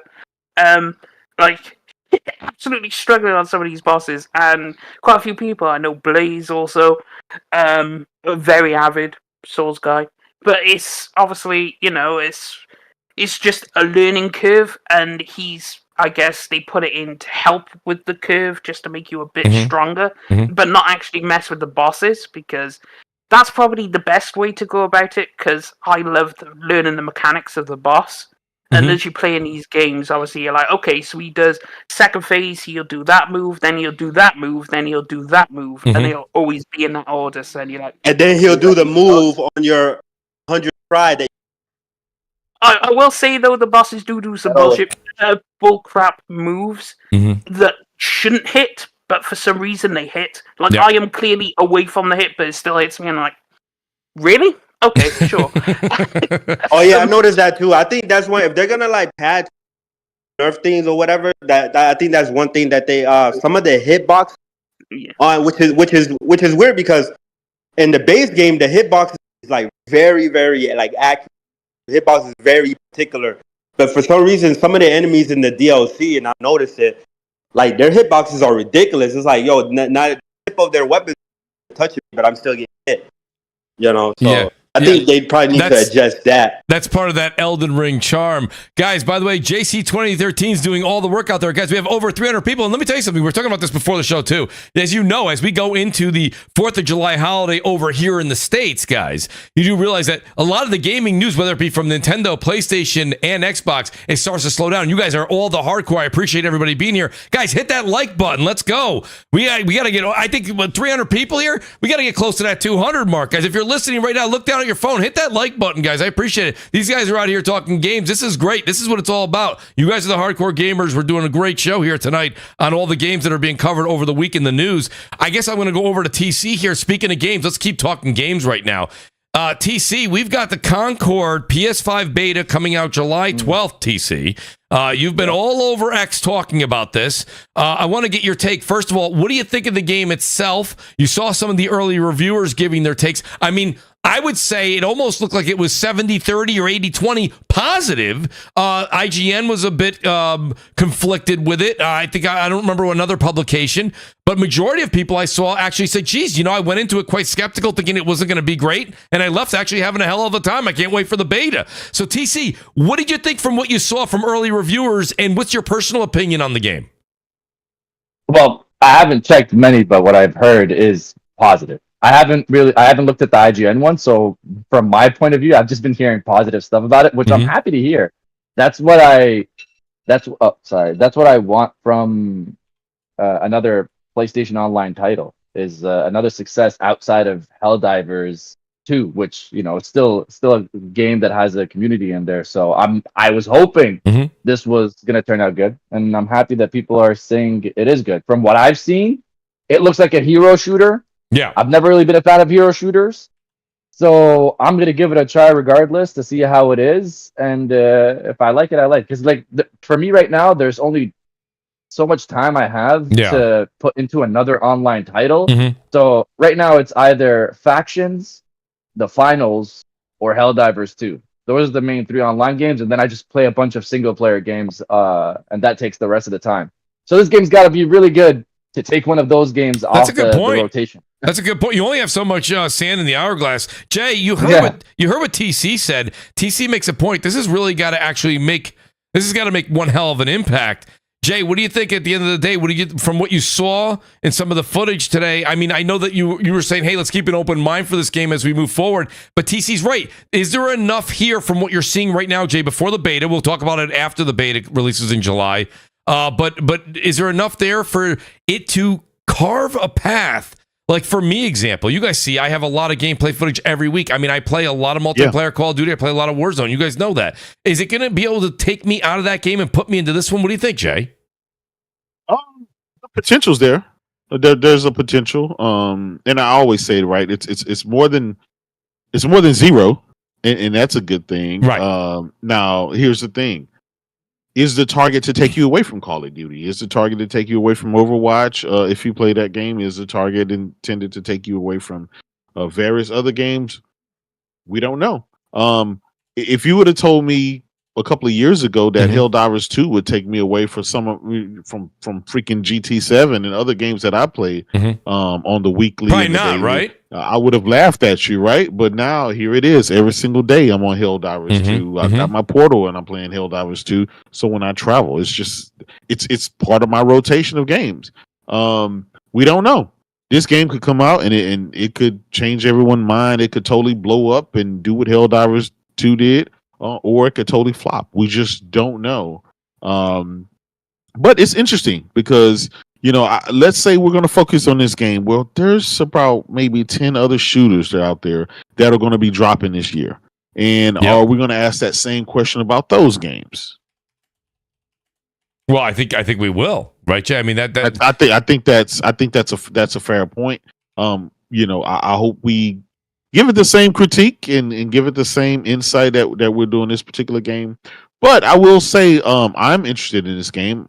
Hopefully it does well. If it doesn't, no skin off my back. You know, I didn't buy it. I didn't spend a dime for it. It was just another game, a live service game that these studios are trying to throw out and see what stick.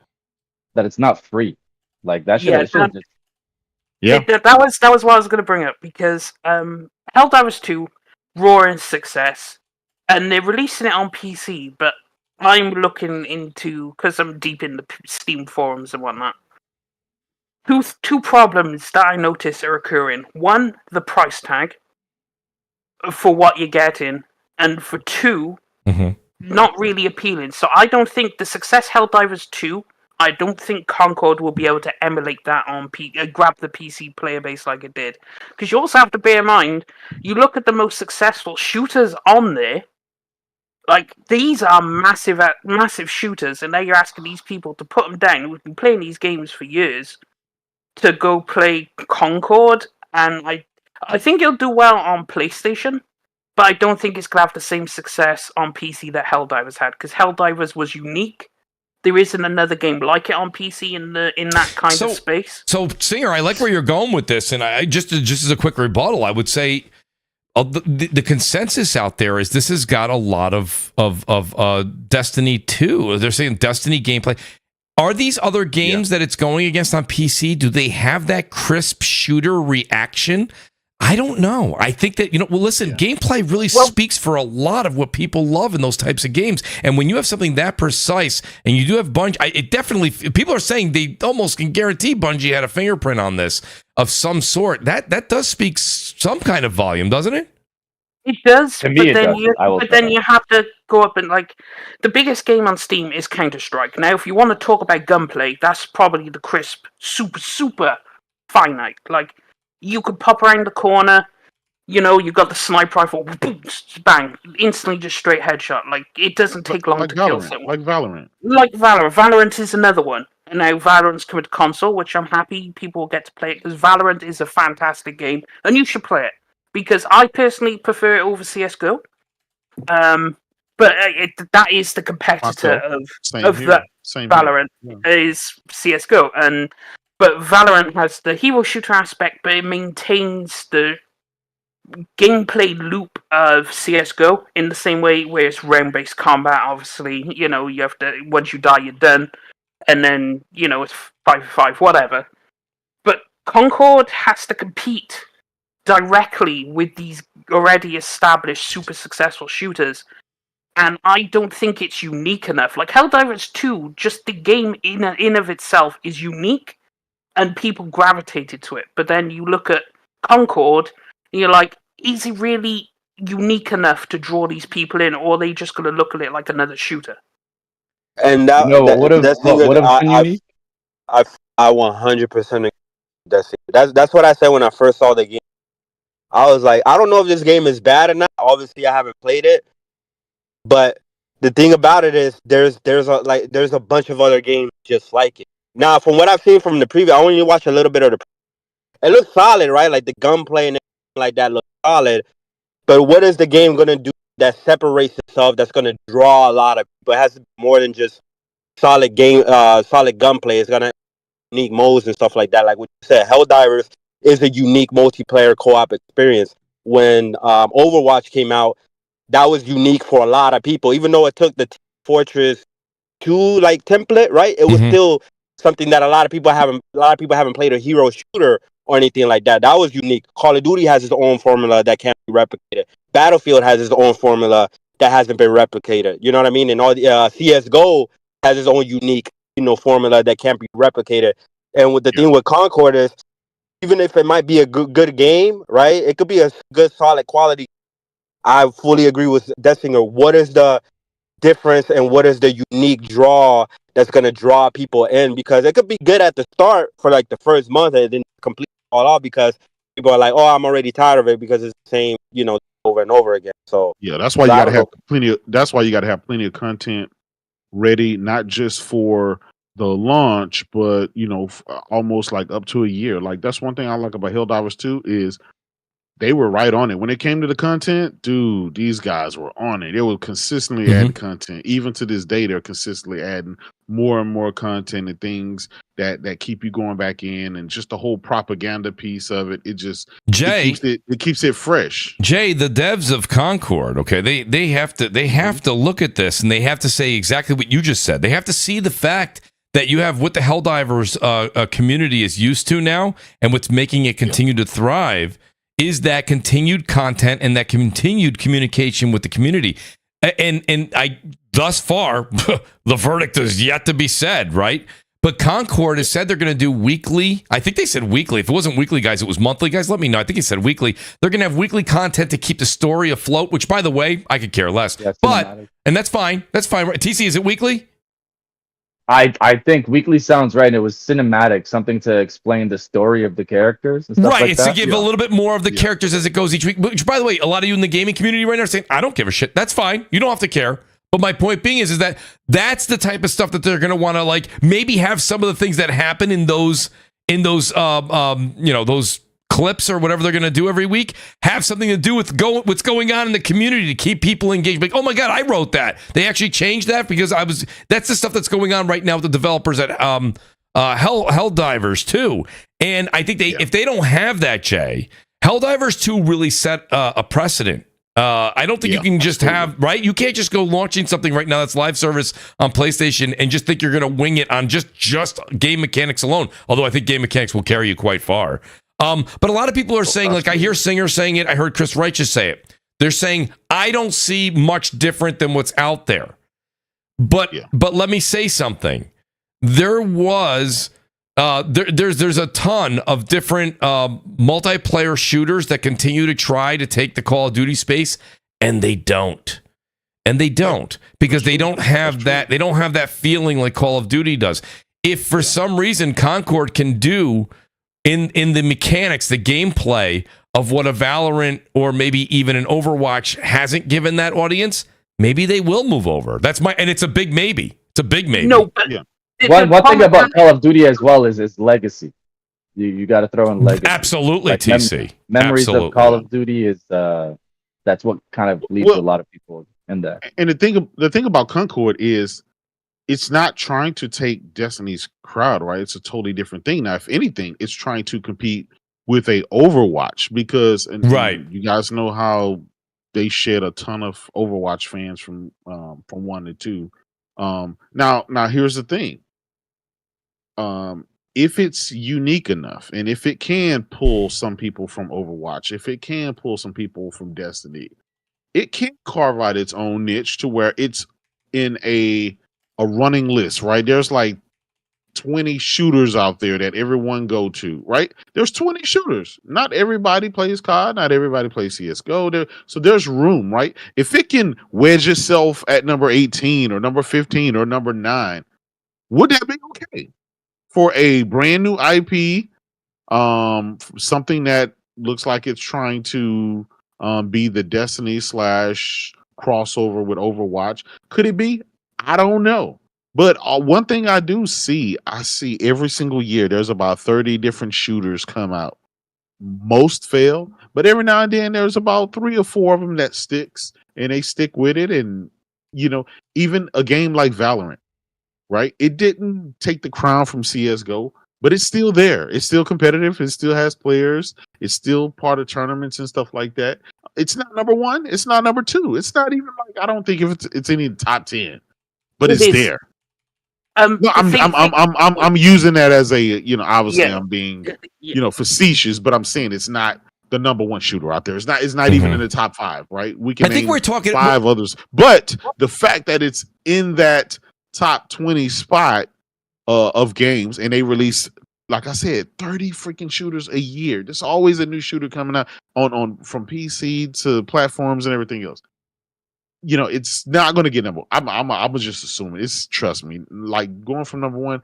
Good luck trying to dethrone Call of Duty. That's just I don't see any shooter coming out in the next decade that's going to do that. But who knows? Crazier things have happened. Yeah. But if you can wedge yourself in anywhere, that's what Jay and Singer. Let me give you the mic in a second. Just there's someone in the chat that's kind of really going.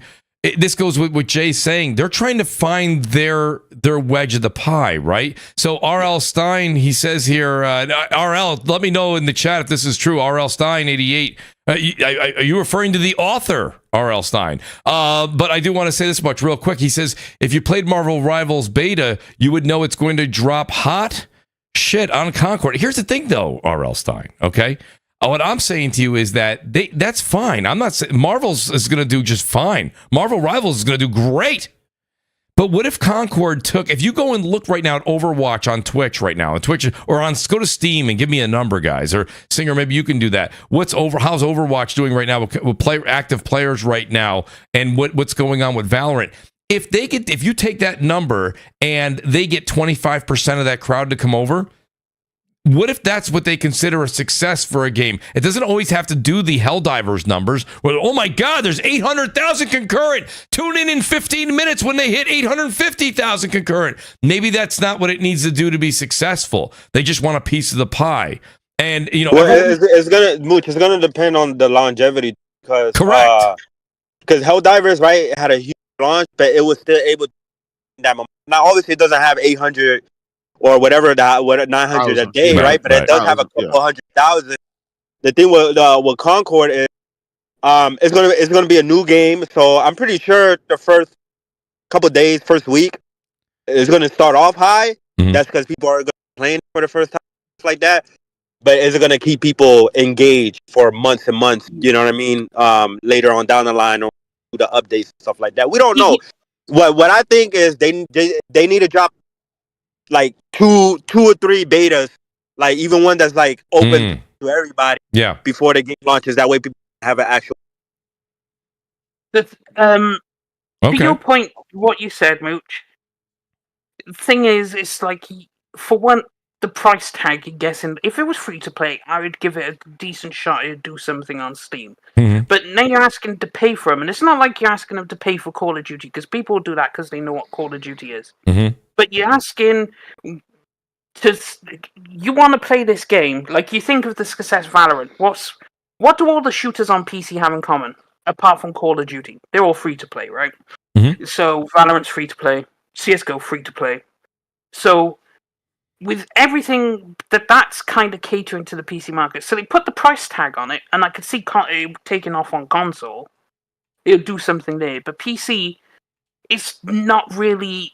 It doesn't have that feeling about it. When a game comes out on Steam, you see a lot of people posting about it, especially in the thing. Oh, I can't wait for this! Can't wait! Interaction, the Steam top seller. The pre-orders for it go crazy. Mm-hmm. None of that is happening with Concord. It's like people are just like, you're asking 40 for this, and we don't really know how good it is. The beta's only coming out on PlayStation. That's what kills me about PC players. Is they'll pay $1,200 for a graphics card, but it's like, oh, I gotta pay $30 for this, $40. Oh, no. Right. Well, I mean, but that's the thing. It's like everyone sees value differently. If you see value in paying 40 for Concord, then that's for you. But other people probably don't see that. But then Overwatch, and to your question about Overwatch, it's got 25,000 players currently, and over the past 24 hours, it peaked at 50,000.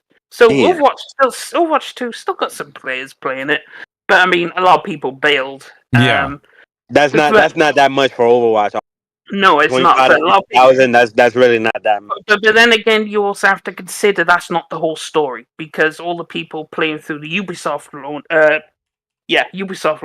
Activision launcher, those people don't count towards Steam. So the true number is not known. You can only go off what Steam's just a small size of it. So you don't actually know the real number. But Concord just doesn't seem. It looks good, but it also looks generic. It doesn't have that spark that lights the PC world on fire. So I'm assuming it's probably not going to do that. Overwatch didn't have that as well. And look at Overwatch. I mean, this game is a better looking version of Overwatch. Yeah, plays better too. I bet. We'll see. And I'm an Overwatch guy, right? So I've been on Overwatch 1 through, and obviously now 2. So but Overwatch it's all opinionated. I'm just giving you my opinion as a Overwatch player, and it just seems like it's what they're going for is a mixture of Destiny and Overwatch, and so I think there's fair game there. We'll see. It's going to be interesting. Yeah, but when Overwatch came out, that was like, I wouldn't say before, but that was like the beginning of like where like everything started going free to play and stuff like that. So people were still buying these games and that's why Overwatch 2 became free to play, because they weren't going to charge $60 again, especially because it's is the same game. So then It's the now same everything pretty much became free to play. But then you have the your anonymous like PUBG, right? That was $30, so crazy, and obviously Helldivers and stuff like that. So But I wanted to Chris. It is harder for non-free to play get a lot of legs. It could be done. We've seen it with Helldivers recently, right? Success. But it's Chris. Call of Duty is always going to sell. Battlefield is always going to sell. But it's very, very, very hard for games, especially ones that are kind of like taking templates of other games to really take off if they're not efficient. If you go back, Chris, but the thing is, everybody has. I always say this on the show, Jay. I always say people have short-term memory in the gaming community. I'll say it again. This is very short. I'm actually shocked so many people forgot. There's a lot of. I go back and watch the two Crossfires before Helldivers 2 came out. I asked the 2 weeks before it came out, hey, anybody getting it? I'm thinking about getting this. And everyone on the panel and everyone in the audience was like, maybe. I got a couple of maybes. I'll check it out when it comes out. Maybe I'll pick it up. I got a couple of flat out no, not buying it. And it ended up being something great. What I'm saying, and I'm having a great conversation. Shout out to R.L. Stein again.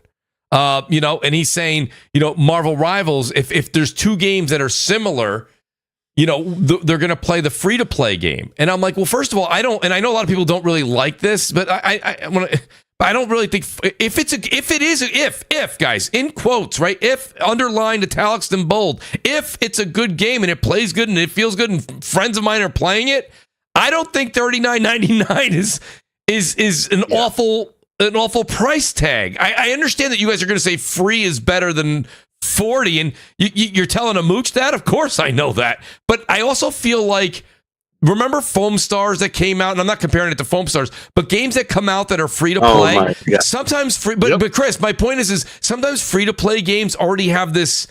Foam Star wasn't free to play though. Yeah, it wasn't.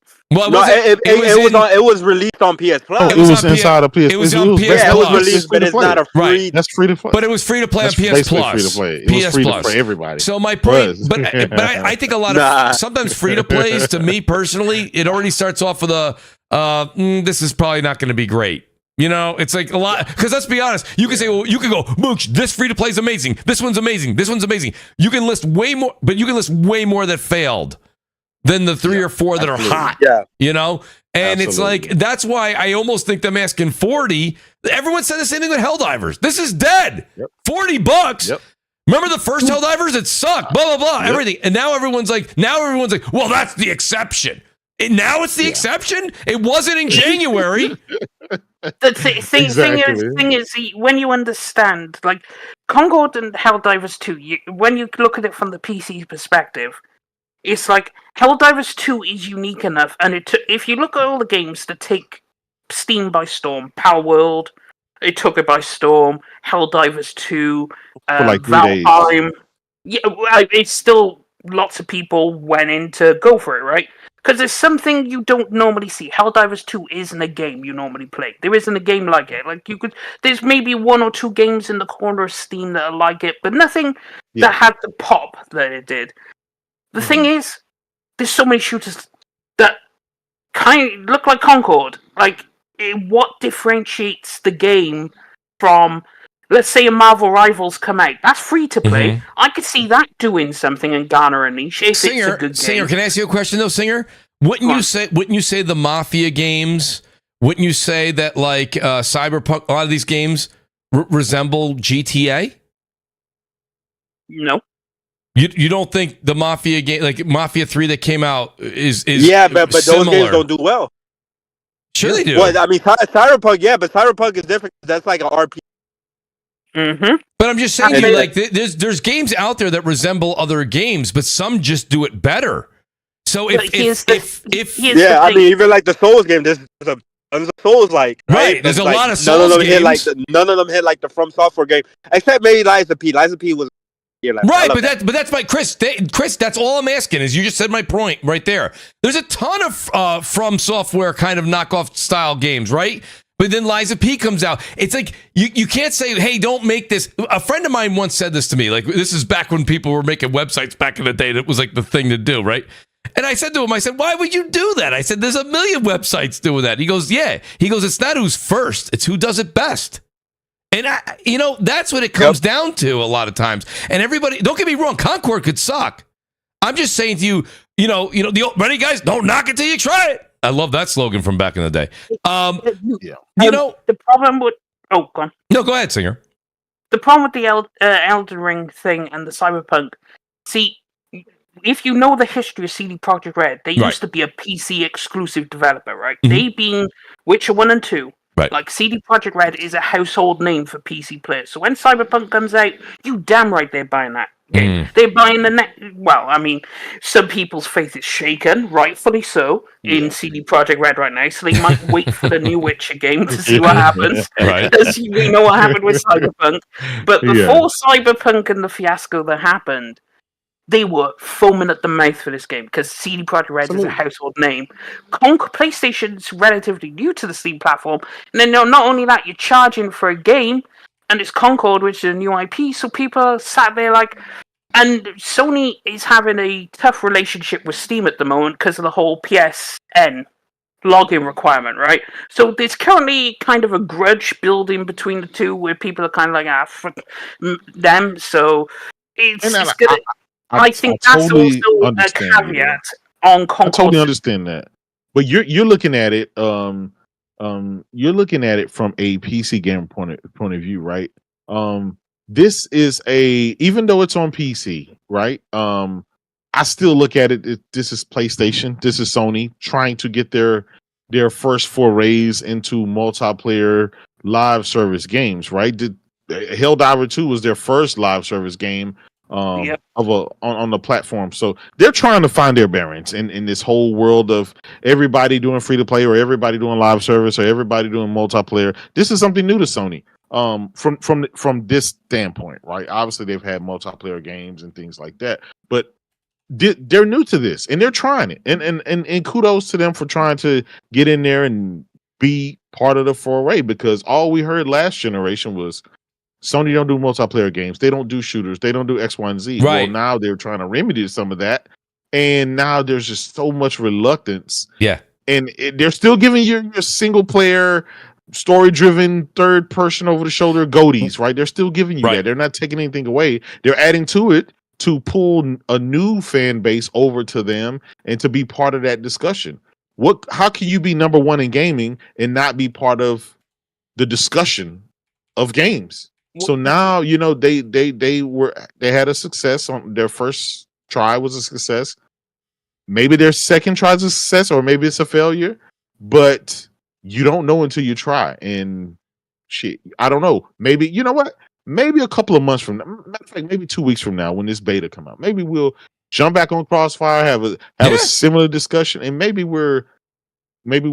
this conversation goes a whole different way. Maybe we're saying, yep, see, I told you, Mooch. I told you, J-Dub. That's fine. It's a flop. If or it's maybe we could be like, shit, these guys are 2 for 2. But listen, you know what, Jay? I got to say one thing. I'm going to go with TC here. So I'm going to double down on what Jay just said and what TC said.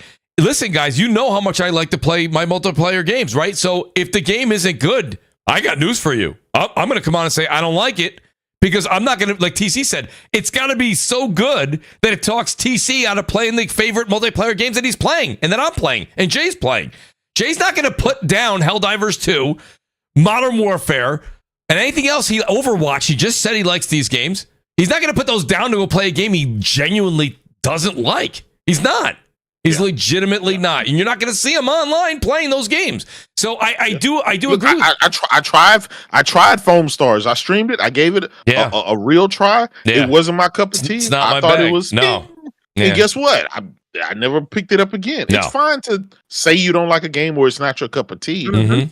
But to say, we wouldn't have had a Call of Duty unless there was failures before it, right? Right. We wouldn't have had the games that we play now unless there was failures before it. So I say, it's enough. It's enough money out there, right, for everybody to try and get a piece of the. And that's just literally what it is.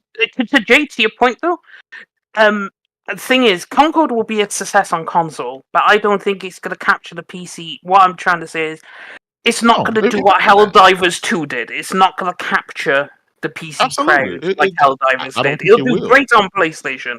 It'll do Listen, fantastic. Nah, I don't. If it doesn't do well on PC, I don't see it doing well on because most of the time these multiplayer games are you do better on PC, right? Well, That's why. Helldivers That's did, like but- Well, that's You true. can't- Helldivers did, let's say 50-50, right? It's fine. It didn't, like, for example, and I noticed see Helldivers did better on. another, I would say 60, Yeah, 40, but 60-40 is still okay, a big 60-40. success. It's still a big Let's say success. 60-40, Yeah. right? Out of how many PC guys are out? I mean, that's for your first time, for a first time brand new IP, as from that type of caliber, what you're trying to do, for a live service. I would assume Sony would even call that a success, even if it wouldn't have launched on PC. Now listen, again, maybe in our minds, a lot of times we think of success. We think of Sony selling 35 million copies of Horizon, or 40 million of God of War. I'm just throwing numbers out there, right? But I think people think that that's the only type of success you can have. Well, But that's the standard they set though for a lot of their games. But what's the cost, right? It took, in order for you to get that success, you had to spend $300 million for that type of success. These guys probably spend what, 10 million on Helldivers 2, right? So it's a totally different thing. It's a totally, and plus the cost of the game was just $30. So you can't use that type of right. That type of you Yeah. have to, it's a But whole different what I'm live saying service stuff is a whole different ball game, right? We don't know how much of the microtransactions and stuff when you buy the packs and stuff. We don't know how much that, so that they hadn't really released that information. Live service, part of success is are people still playing your game? Are people still spending money in your game? That's the metric of success from that, not necessarily.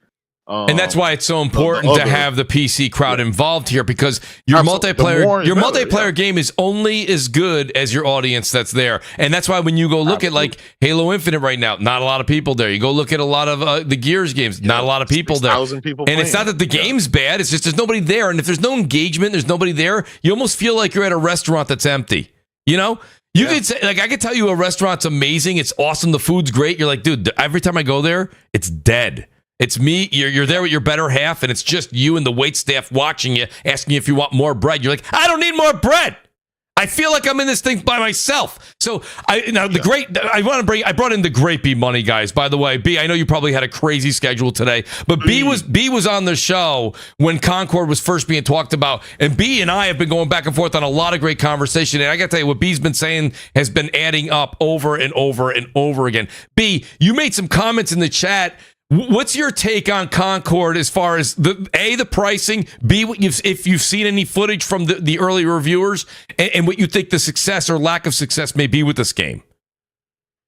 Yeah, I mean, in regards to the price, I know a lot of people are like, oh, it's $40, it's $40. But like, the one thing that you learn when you have free-to-play games is that the audience is going to be big at first, and then it's drastically going to drop off. Yep. We see this time and time again when there's free-to-play games. The audience is big for 2-3 days, maybe a week, and then guess what? That audience has moved back to their original game. So when you set a price point, you at least have some sort of commitment there. Yes. People are going to be, people who are going to spend their money are traditionally going to be interested in the product.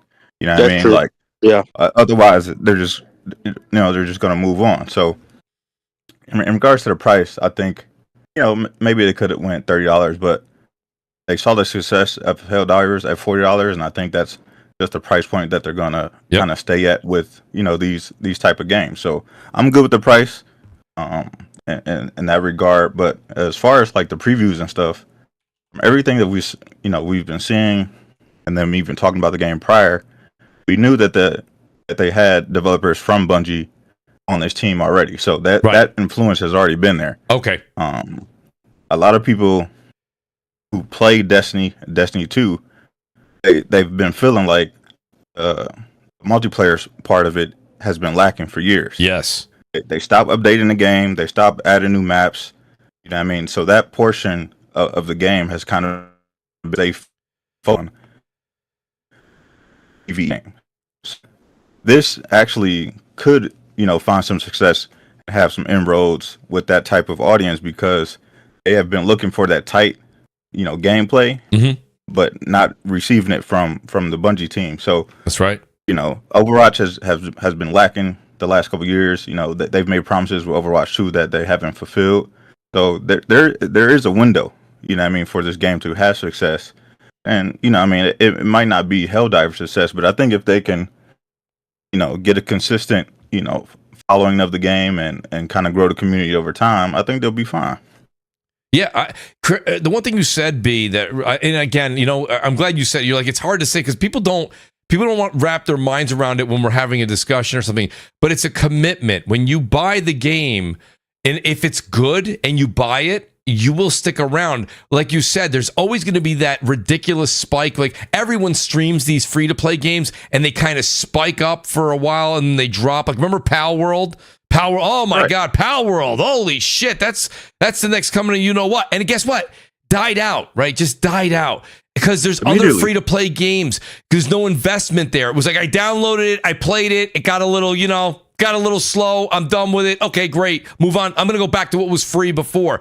Here, you put $40 out of pocket, and that's Helldivers is the example here. It really is the example. You have an investment, and it means something. You guys go out there and get a Peloton, okay, one of those bikes. I think they're like $1,200 starting.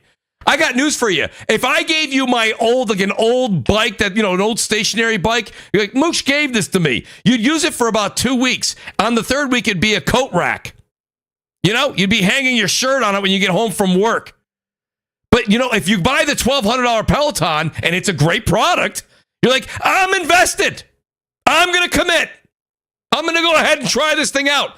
I'm going to bike up on the side of a mountain tomorrow. It's like you go for it a little bit longer, especially if it's a good product. Now, again, I want to all go back to the beginning here. And B, you said it yourself. It's got to be a good product. It has to feel good. It has to play good. This doesn't mean it's a success. I just think it can hold. I think it can hold that audience a bit longer. And I think, B, that's what you've been trying to say online. You've been saying it to me. And I'm literally buying in on that right now. And now to see a lot, like I said, I went and did a quick peruse. And it looked like, 7 out of the 10 reviewers were pleasantly surprised. They were pleasantly surprised. They were pleasantly surprised. They weren't like, nobody was flabbergasted, this and that, but they only played 3 hours of it. So, and I thought it was smart as well that they're also giving out 5 codes for the pre-orders, because then you bring your friends in with you. If it was just you go out there and playing with 5 strangers, that's not necessarily the same experience. So, that's just my thought on this. I think it's got a chance. I think when everybody says, B, it's going up against, what do you say, B, when they say, well, it's going up against Overwatch and it's going to go up against Valorant and there's other things like that. I mean, you've been gaming for a very long time. It's not who's first, it's who does it better. And all those games are different. Like everyone's like, oh, there's going up against Overwatch. If you look at people who stream Overwatch, they're traditionally playing 2 of the particular game modes. That game has all the traditional game modes, but you never hear anybody talking about it. Nobody's playing Overwatch to play TDM. No. Nobody's playing Overwatch to play, kill confirmed. Nope. Everybody's playing escort. So like when you look at the PC fan base who plays that game, they play it a very certain way. Mm-hmm. People on console, they play it a very certain way. Yeah. This game is trying to target people who want to play a traditional shooter.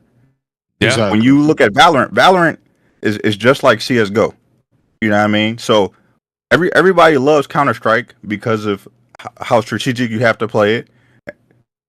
It's the same way that you play Valorant.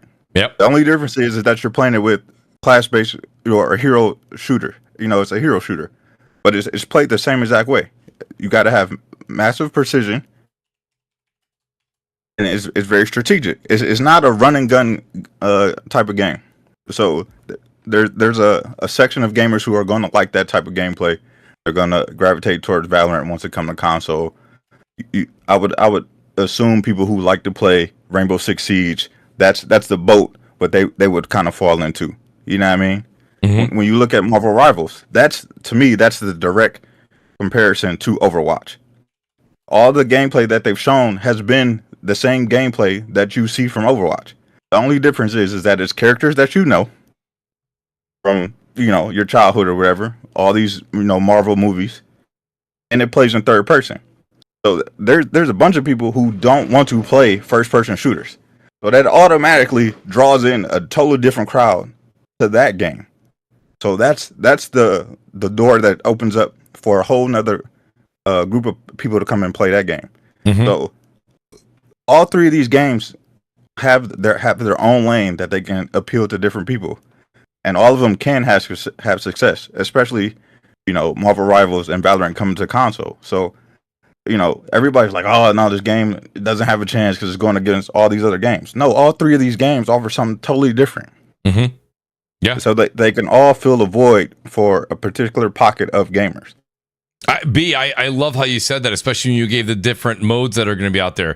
They're not calling it TDM, or they're not calling it domination, but Concord's giving you these modes, and people go, well, I play that on Call of Duty. There's been tons of people that have been saying, can I have a game that's great that's not Call? I've been playing Call of Duty. Like this here, I'm playing Rust right here. It's like, how many times have I played this map?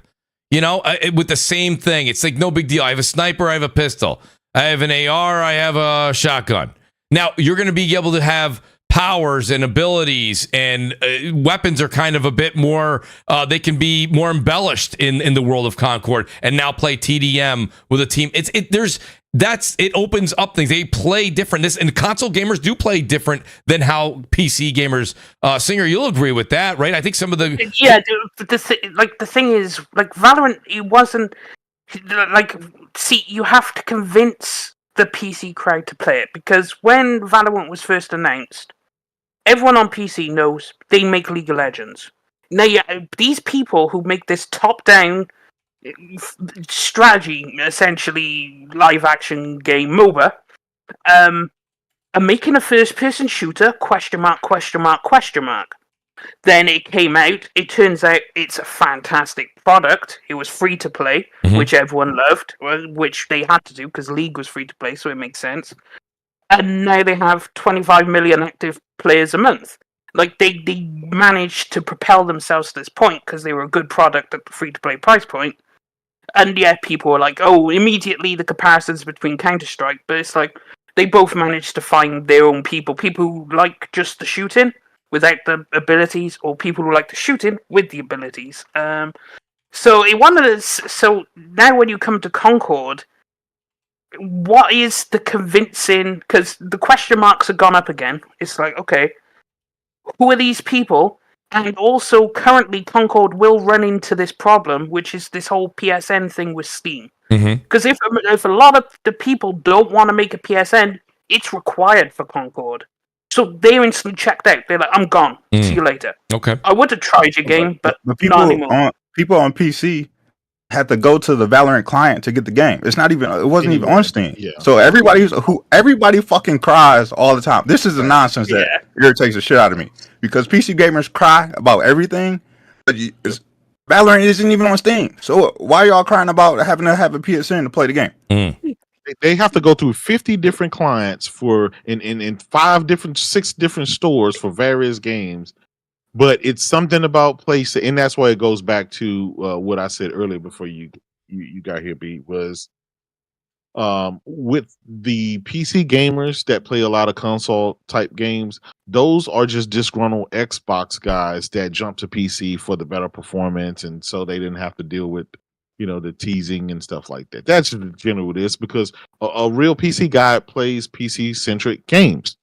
They play the games that are only on PC. They're not looking to play console ports. So this game could cater to both markets. It could be successful or not, or it could it could be hit on PlayStation and not on PC.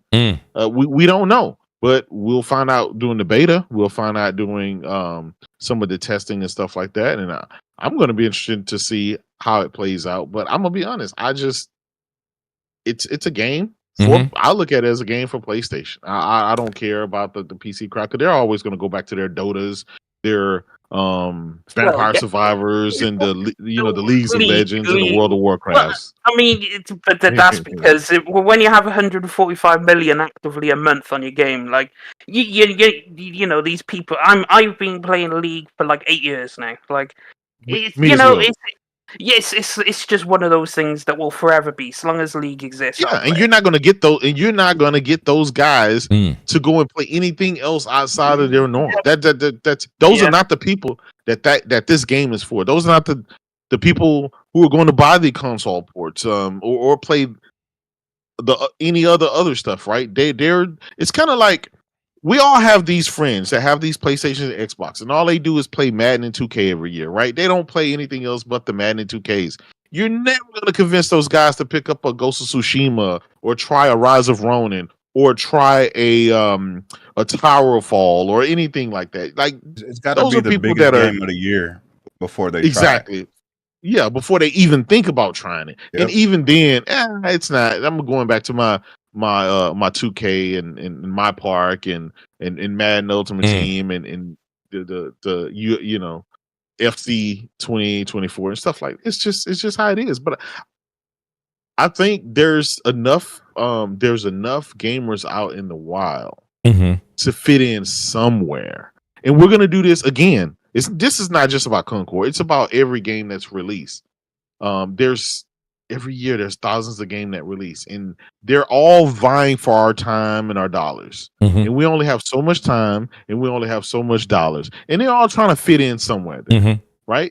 COD probably gets the bulk of it. Then you have your GTA, and then you have everything else. And they're just trying to vouch. They're just trying to find a little time. There's a percentage, of Jay, your day to do that. That's right. There's a percentage that they're happy with. That's the only thing, and we don't know. We don't know what that percentage I'm is. sure the percentage would be there, but also to that, it's like if they release. See, I would have thought the game would garner probably more traction on PC if they actually released the beta on there too, but it's only on PlayStation. And I would have thought if you try if you're but if you released it on PC, you might actually get some people to try it and be like, okay, I see what all the vibes about it. But you're not even giving them the beta, so they have to wait till the game releases to even discover, unless they watch it online. Obviously, don't get me wrong. I mean, that's Singer. I think what you say, it definitely. I mean, it's hard to say what you said doesn't make sense. I get that. But this is one of those things that we were talking about early on when we were talking about Xbox, right? And how Xbox made the pivot years ago and how far they've actually gone towards that pivot now, where they really don't pay attention to the Xbox solely anymore. PlayStation, this is what I was saying to you guys earlier in the show when you guys were like, well, one day PlayStation is the beta on PC. It is? I thought it was. Yes, it is. I was like, this is them giving a bit of the fact that if it wasn't, is they always seem to cater a bit to the PlayStation console. They're giving the console gamer still that, hey, we're going to treat, a lot of people like to say this all the time, we're going to treat it like first class, right? So they get treated like first class. So that's one of the things. I think the beta, I was going to say, I thought the beta was on PC. But well, when they announced the beta thing, I didn't see PC on the slide thing. You know, so I mean, but I don't understand.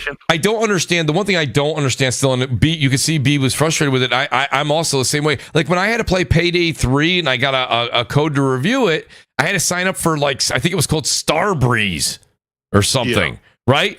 To play the game or something, or some sort of benefit to the game. I had to. Was it annoying a little bit? It didn't cost me anything. I made it a username, password. I think I used it once for the review to do the review of it, and then I was done. Like, I don't see why getting a PlayStation account bothers PC gamers when they have a bunch of other accounts. I just don't see that. It's just another one. You could say, well, that annoys me. It's another one. Well, I mean. Look in your wallet. Doesn't it annoy you? You probably have like 3 different credit cards because you were like, well, there's 0% interest on this card, but it's another card. But you got the 0% interest on it. I'm like, I don't want to have another card in the wallet.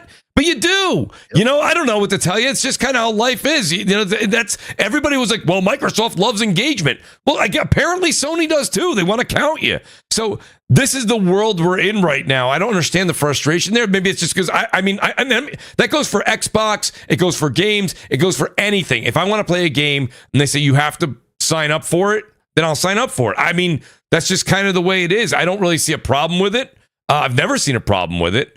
So that's one of the in a Singer. I mean, I don't think you have a problem with it, do you? I mean, would you care to sign up for free with a PlayStation account to play a game? You probably already have a PlayStation account. I already have a PlayStation account. Exactly. Because way back when I bought the PS4 in like 2019 because I wanted to play Persona 5, right? Because it wasn't on PC at the time. Right. That's right. So I picked it up for like it was $50. I only paid $50. It was clean. And it's the Batman Arkham Asylum Limited Edition PS4. Yeah. or whatever Batman game it was. Looks really, really nice. Singer. All I did was create a account, plopped in Persona. As soon as I beat Persona, unplugged in the thing, and I was like, I'm done. One of my favorite things. Shout out to maker of Chaos 12. Wasn't Mooch the one who said subscription fatigue about Game Pass? Can't people get fatigued over launcher accounts? My good friend maker of Chaos 12. Game Pass is $16.99 a month. Signing up for PlayStation Online is $0. It's $0. That's not even remotely what I was talking about with subscription fatigue a year ago. No. So I just got to stop you right there. That's not even worth typing to. Something that costs $16.99 a month when it runs parallel with your Hulu, your Netflix, HBO Max, Apple TV, Spotify, Apple Music, and on, does not cost me $0 to sign up. So that's not an apples for apples at all. So, I mean, you know, I like that Singer said, he has one. So if Singer wants to play the beta, he will. I can play. I will try out the beta in there. And shout out to Steam's refund policy, because people will probably buy it because you have the 2-hour window. Although, I mean, that's just, you could do it 4 or 5 hours. Steam's generally really loosey-goosey with the refund policy for the most part. Or you can just wait 5 days later and just get into the open beta. No, yeah, that's what I mean. I'm going to wait for the open beta, but I mean, people will probably try it, but because they have the incentive to, because Steam's refund policy is so good. So you'll probably have an initial bulk of sales on Steam, because people will buy it, and they know for a fact they'll get a refund, so they could download it, play it. Yeah. If they go, not for me, hit the refund button, bang. In a couple of hours, money's back in the account, you can do whatever you want. So we'll do that's a good thing. Absolutely. Yeah, exactly. I hope a bunch of people try it. I hope more people try it. So I'm gonna do a crossfire fire round here. Chris Righteous, I'm gonna start with you, but I'm gonna go Chris. I'm gonna go B Money, Singer, and Jay. Get ready, guys. Real quick fire round. Chris Righteous, you are a big fan of older games in like nostalgia, and you that's why you're kind of like an encyclopedia for gamers. You've played so many back in the day. So first of all, Chris, before I ask the question, I'm going to give the flowers where they're due. He was on the show. I know a lot of people say no. Hip Hop Gamer said this on the show. He said it on multiple shows. He said PlayStation 3 games would be coming to PlayStation 5. So shout out to Hip Hop Gamer first and foremost. Okay, he said it. Absolutely. And as far as I'm concerned, he did say it first. Absolutely. So right there, first and foremost. Second of all, Chris, I got to say, like, does that move the needle, you think, for future sales of PS5? Or do you think that's more of Sony, if that's even to happen? If that is to happen, is that something that keeps current PS5 players super excited to keep those old games and that nostalgia and being able to play those older games that we own again on current gen systems? Because the PS3 generation right now has been lost. You know what I mean? Right now, unless you're streaming it, you can't play it natively. So, Chris, what do you think about the whole PlayStation 3 games being played natively on PS5? Is it something that you think is an emphasis that Sony needs to take seriously? I mean, me personally, I would love that. That way we can play Metal Gear Solid 4 and other games that are stuck on the PS3. I mean, it's a big deal and it's important. And the overall grand scheme of things, I think is like something that would like get a lot of gamers and stuff like. No, because I don't really think people really backwards compatibility like that. Like, I don't think in terms of like older games and like, yeah, for PS4 generation, yeah, a lot of people still use a lot of PS4 games, but I still think the amount of gamers that would go back and play PS3, PS2 games, you know, backwards compatibility, I still, me personally, I believe that's still more of a niche audience, which is why Sony hasn't really prioritized that. You know what I mean? And I hope these rumors are true. I really hope. But for some reason, I don't know. I don't expect that to happen this generation. I don't know. Unless like the PS5 Pro comes with like a cell processor, you know, a PS3 cell processor where every PS5 Pro Yeah. I don't know. It's kind of hard for me to believe that the PS because that's still like still a bitch. It's still hard to do. You know what I mean? Like it's still something that's like even PC hasn't fully overcome PS3 emulation, and I think that's what They're trying. yeah. I mean, yeah, they tried like they are PS3 or something like that. But in the grand scheme of things, do I think it moves the needle for majority of the gamers, which are mostly casuals, played like their Call of Duty? Like, nah, I don't think they're really gonna give a fuck about. Oh, I can go back and play Infamous 1 or Resistance, right? Stuff like that. But for gamers like me that appreciate that, yeah, absolutely, that would be a huge win. That would be a huge W.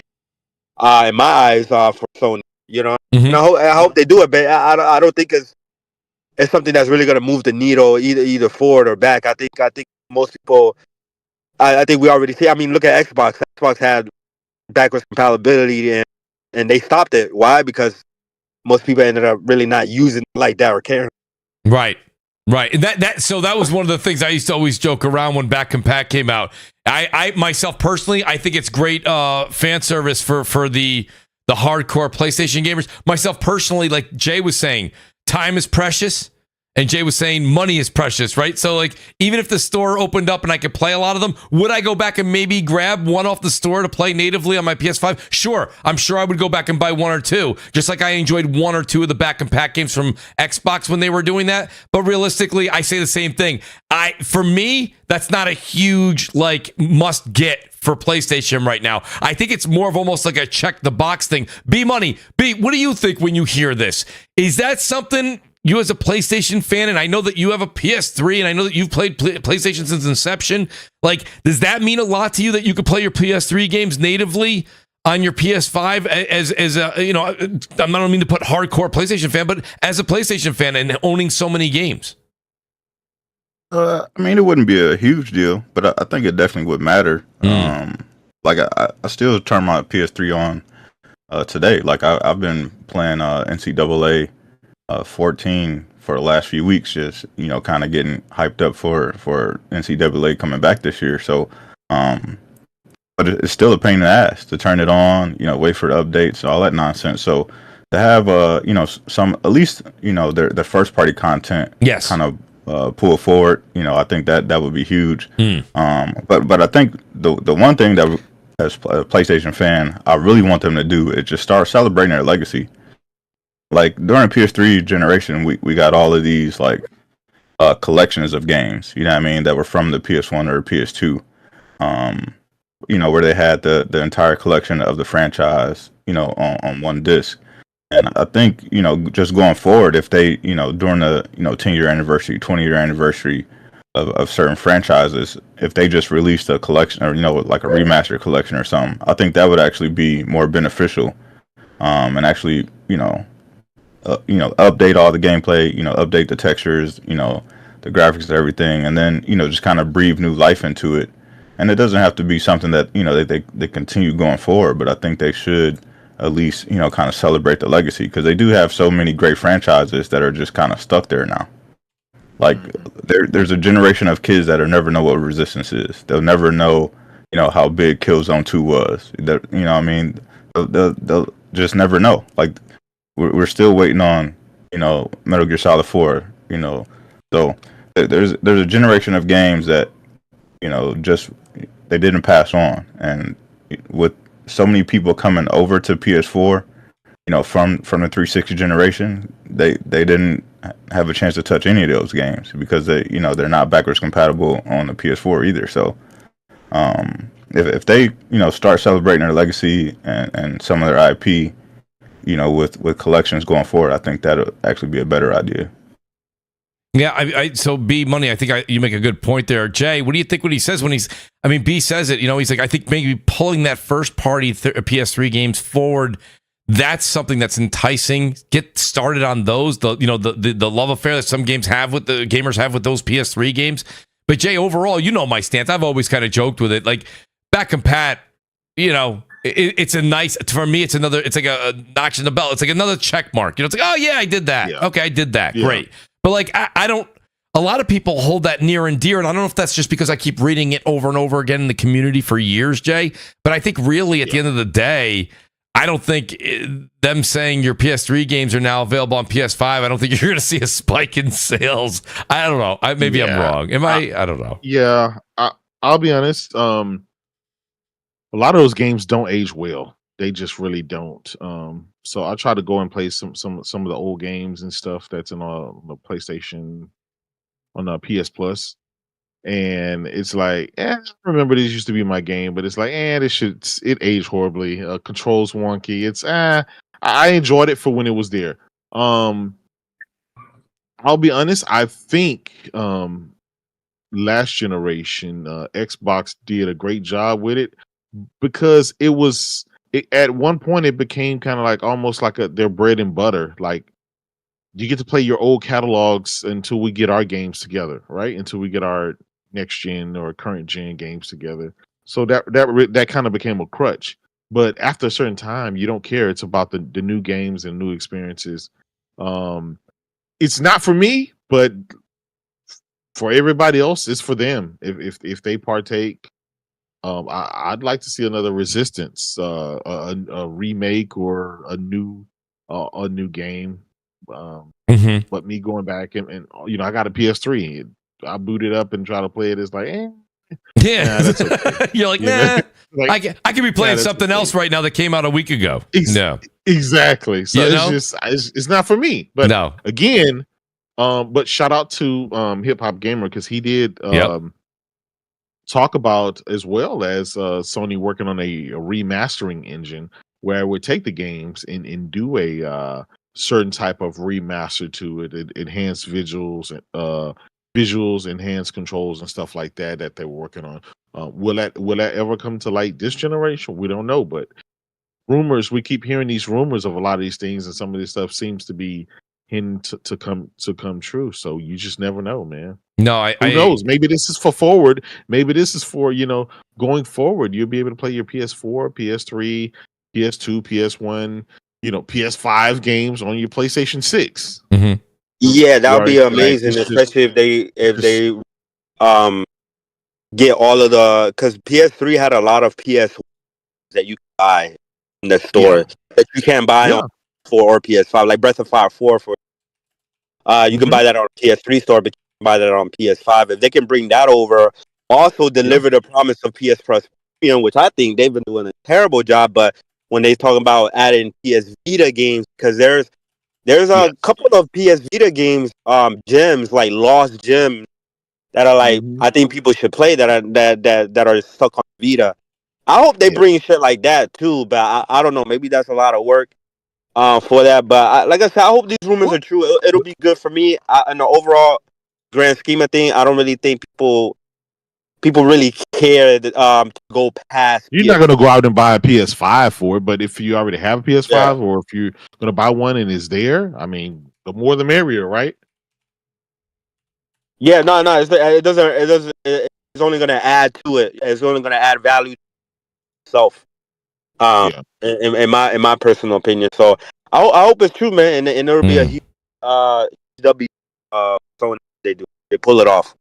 Yeah, I hope it's true too, because PS3, it was a thing back in the day, and it'd be nice if they could actually if they can figure it out. That means hopefully PC emulation has a chance of figuring it out too, because it'd be nice. Because I still go back and play my PS1 and PS2 games. Like I was playing, because I absolutely adored Underground 2. Need for Speed Underground 2. Still a fantastic game to this day. Top notch. And I'm like, yo, this is great, playing it, and it's like, yeah, but if I have a console, I can't play this game. The only way I can play the entire library is through emulation. Now, something about that, you should be like, well, shouldn't you be celebrating the console and what you've done before? So bring all the games forwards that you can, so people can enjoy the stuff again. Because the only way I could do it right now is through PC. I have no other options unless I want to plug in a PS2. And bear in mind, a lot of these consoles, they're only going to get more expensive because they're going to become collector's items, Yeah. you know. Look at the price of some of Nintendo's products now, like the N64 and stuff, some of the limited editions. Yeah. And look at the price of the games. Like the really rare games on these old consoles, 200, 300. You're not going to go out and buy a console for 200, let's say 200, and then pick up the game for 300 unless you're a collector, right? No, I agree. You know, so Singer, I had traded in my consoles prior. I happened to be very fortunate. I had some friends of mine that were moving. They're like, hey, do you want my PS2? I ended up getting a PS2 Slim, and you guys see it when I stream. I have a PS3. I have a PS3 Fat that I can hook up and play at any time. I will say, you know, I don't have a PS4 because my PS5 plays my PS4 games. But you know, I agree with you guys. I would use the word that, and if you guys, one of you have said it and I missed it, I apologize, is just the convenience factor. Because you know what I'm not going to do, Jay? I'm not going to grab my PS3 Fat, right? I'm not going to hook that thing up, wait for it to update for 2 days. You know what I mean? Put the CD in there. You know what I mean? I'm not gonna do that. I'm just go back. You're gonna have to go back to loading screens. You know, we don't have to deal with that anymore. Yeah, it's like nostalgia. I always say nostalgia is a hell of a drug, guys. I mean, everyone's like, I can't wait to play that. I can't wait to play that again. Oh my god! What you guys are doing is you're putting that memory of that time of when that technology was at its best, and your friends were all around, and you were enjoying it. And don't get me wrong, that memory is phenomenal. Don't ever lose that memory. But when you go back and play it again, I know somebody would be like, oh, no, I don't feel that way, Mooch. I just played something I played 10 years ago, and it was better than I ever... Okay, sure. There's always one guy out there, right, that loves that, or a handful. But majority, it's like, it's just you play it, and you're like, woof, this is a lot slower than I remember. Oh, this looks a little worse than I thought, you know? Well, I mean, Midnight Club 3 Dub Edition and also Underground 2 were like that. But fortunately, the emulator could boost the frame rate. So it's like, okay, cool. This Steam is Deck. More like Steam Deck, man. Yep, Steam Deck. That's a great emulation machine. Yep. Oh, that like if you want to sit down, play. I played a PS1 game, Croc Legend of the Gobos. I don't know if anyone knows it. Fantastic little platformer back in the day. Back in the day, that was my jam. Oh, was that the little crocodile one? Little crocodile, and you have to save those little. I remember Croc. And you have to collect really the gems. It was really good. That was my shit. That and that Toomba and what was the gecko? Gex. Yeah. But the thing is, like, I was playing on my Steam Deck, as Jay pointed out, and it's like, see now, if you could have the convenience of all your emulated games without having to go out and buy the actual consoles and games, PlayStation should definitely do that just for ease of use. Because they shouldn't expect you still to own a PS3 to play some of your favorite PS3 games. Like, do something about it, and if they're doing something about it, then good. It's like when Xbox did their backwards compatibility. I was really hyped. I was like, yo, some of these old Xbox games, I could go back to my 360 library. A lot of games I already had I could play. It was beautiful. So I hope they could do... Nintendo will forever do what Nintendo does with their old classics, which is put them behind a paywall and hope you enjoy it. But, you know, hopefully PlayStation, this is true. And they get I pay for Nintendo online, and I'll tell you something right now. To be able to lay back, take the Switch. I play my Switch docked for any of the new titles that come out on Nintendo, but for all of the classic NES and SNES games that are behind their paywall, I love to lay back, just enjoy some of those 2D games, and that's the nostalgia that comes back, and honestly, it feels like those games for some reason they didn't age. They're the same. Those are the same. I don't know what the hell it is. It's like it felt clunky back then, but it was. I think even new it felt a little. Come on, how many times did you land on a platform in Castlevania and you still fell through the platform? It happened then. It happens now. Yep. It's just the way it is. Exactly. You know, I will say this, guys. I kept these guys till 9:40 here in New York, guys. That's 2 hours and 40 minutes on a week that was very slow on news. And shout out to all you guys. 250 still here, guys. It means a lot to me. We're going into a holiday week, guys. We're going to be doing a little bit Elden Elden Ring on twitch.tv, guys. Go over and follow me there. I love it. It absolutely warms the heart when I end every Crossfire and then my phone blows up and it's like, this person followed you on Twitch. This person followed you on Twitch. Come on over to Twitch. We're having a good time over there. It's a lot of laughs. I'm dying a lot in Elden Ring. It is hysterical. Some of them are absolutely hysterical deaths. But guys, go over and check that out. I do want to say thanks to this amazing panel. Guys, hit the like button, please. Guys, hit that like button. It would mean the world to me. Please also subscribe to the channel if you haven't yet. Let me go in reverse order and say, B, listen, B, I asked you if you could be on the show earlier this week. I know you had a lot going on. The fact that I saw you in the chat and I was like, B, get in the Discord right now, especially on the Concord subject. And here he is. So, B, it meant a lot to me for you to stop by. Thank you. Let people know they can find you. And, of course, let's try to get you on Crossfire again real soon. Yeah. I'm always doing something crazy busy. But, I'm glad I was able to join the conversation. It was a great conversation going on. With this great panel. But you can find me everywhere. Same name, B Money 101. NCAA is coming out in just a few weeks. Yes. So if you are hyped as I am, please look me up. We will be starting a league on there. And if you're interested, definitely hit me up. We can have you join and we can battle it out amongst the greatest college first game ever. We back, baby. We back. Yes, man. It took 10 years, man. It took 10 years, but we finally back, and I'm super excited. I'm interested to hear your take on how the game has kind of evolved, or if they kind of didn't be. I'm really excited because, listen, when it stepped away, you think when it comes back, how will it evolve and how will it be better than a Madden? Will it be better than a Madden in your opinion? Yeah. Just from everything that they showed so far, and then my guy Scott OG is working on the game. He was made famous. He worked at EA prior to working at 2K, but he became really famous at 2K working on an NBA game, and then he left maybe 4 years ago now, and he told me he was working on something pretty special. And then probably about 3 years ago, he told me what it was, and I was like super hyped. So then, as they're starting to reveal stuff, I hit him up all the time, and he's like, "Yo, I got everything for you. Don't worry." And every beat that they've released as far as their previews, that they've hit on everything that needs to be there for a college game, like all the little stuff. Just if you've ever played a college game, you know that it's dramatically different as far as the crowd noise. The atmosphere is totally different than playing like a Madden. You know what I mean? Like it feels like you're there at a college game, and from everything they showed, they have nailed that aspect of it. And the gameplay that it showed looks amazing. So I'm super excited. It's my number one game right now that I'm looking forward to, and I will be locked and loaded when it releases. So if you're down to play, hit me up. We can get some games in. Let me tell you something right now for those of you that might go, sports! And I don't know what B's talking about. Let me just tell you right now, okay? B is 100% right. I've been to a good number of professional football games, and I've gone to probably 2 or 3 now NCAA games. Let me tell you, as far as my allegiance and what I follow, you guys know I follow the pro teams. I don't follow the NCAA so much.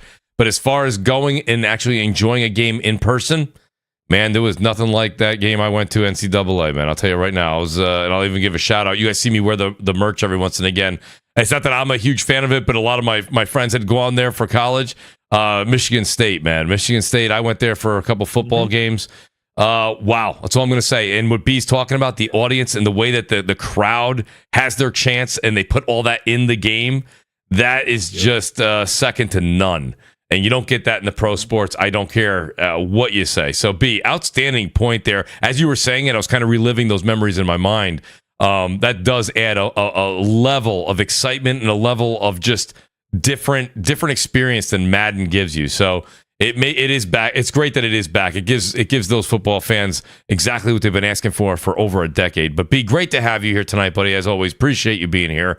The great Chris Righteous as well. Chris, when I had a week here and I'm looking at my topics and it was like, okay, I didn't even get a chance to talk Stellar Blade. I wanted to talk about Capcom and I wanted to talk about Dead Rising, but it was about games and Concord and what was going on with Microsoft. I said, I got to get the great Chris Righteous back on here.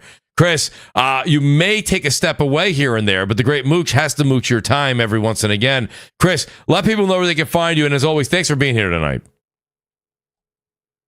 We may have lost Chris. No, There he is. I'm here. Chris is here. I was on mute. Yeah, no, man, I appreciate that. It's always fun to come and on here, pause. And yeah, no, it's been a while since I did pod. It's been a minute.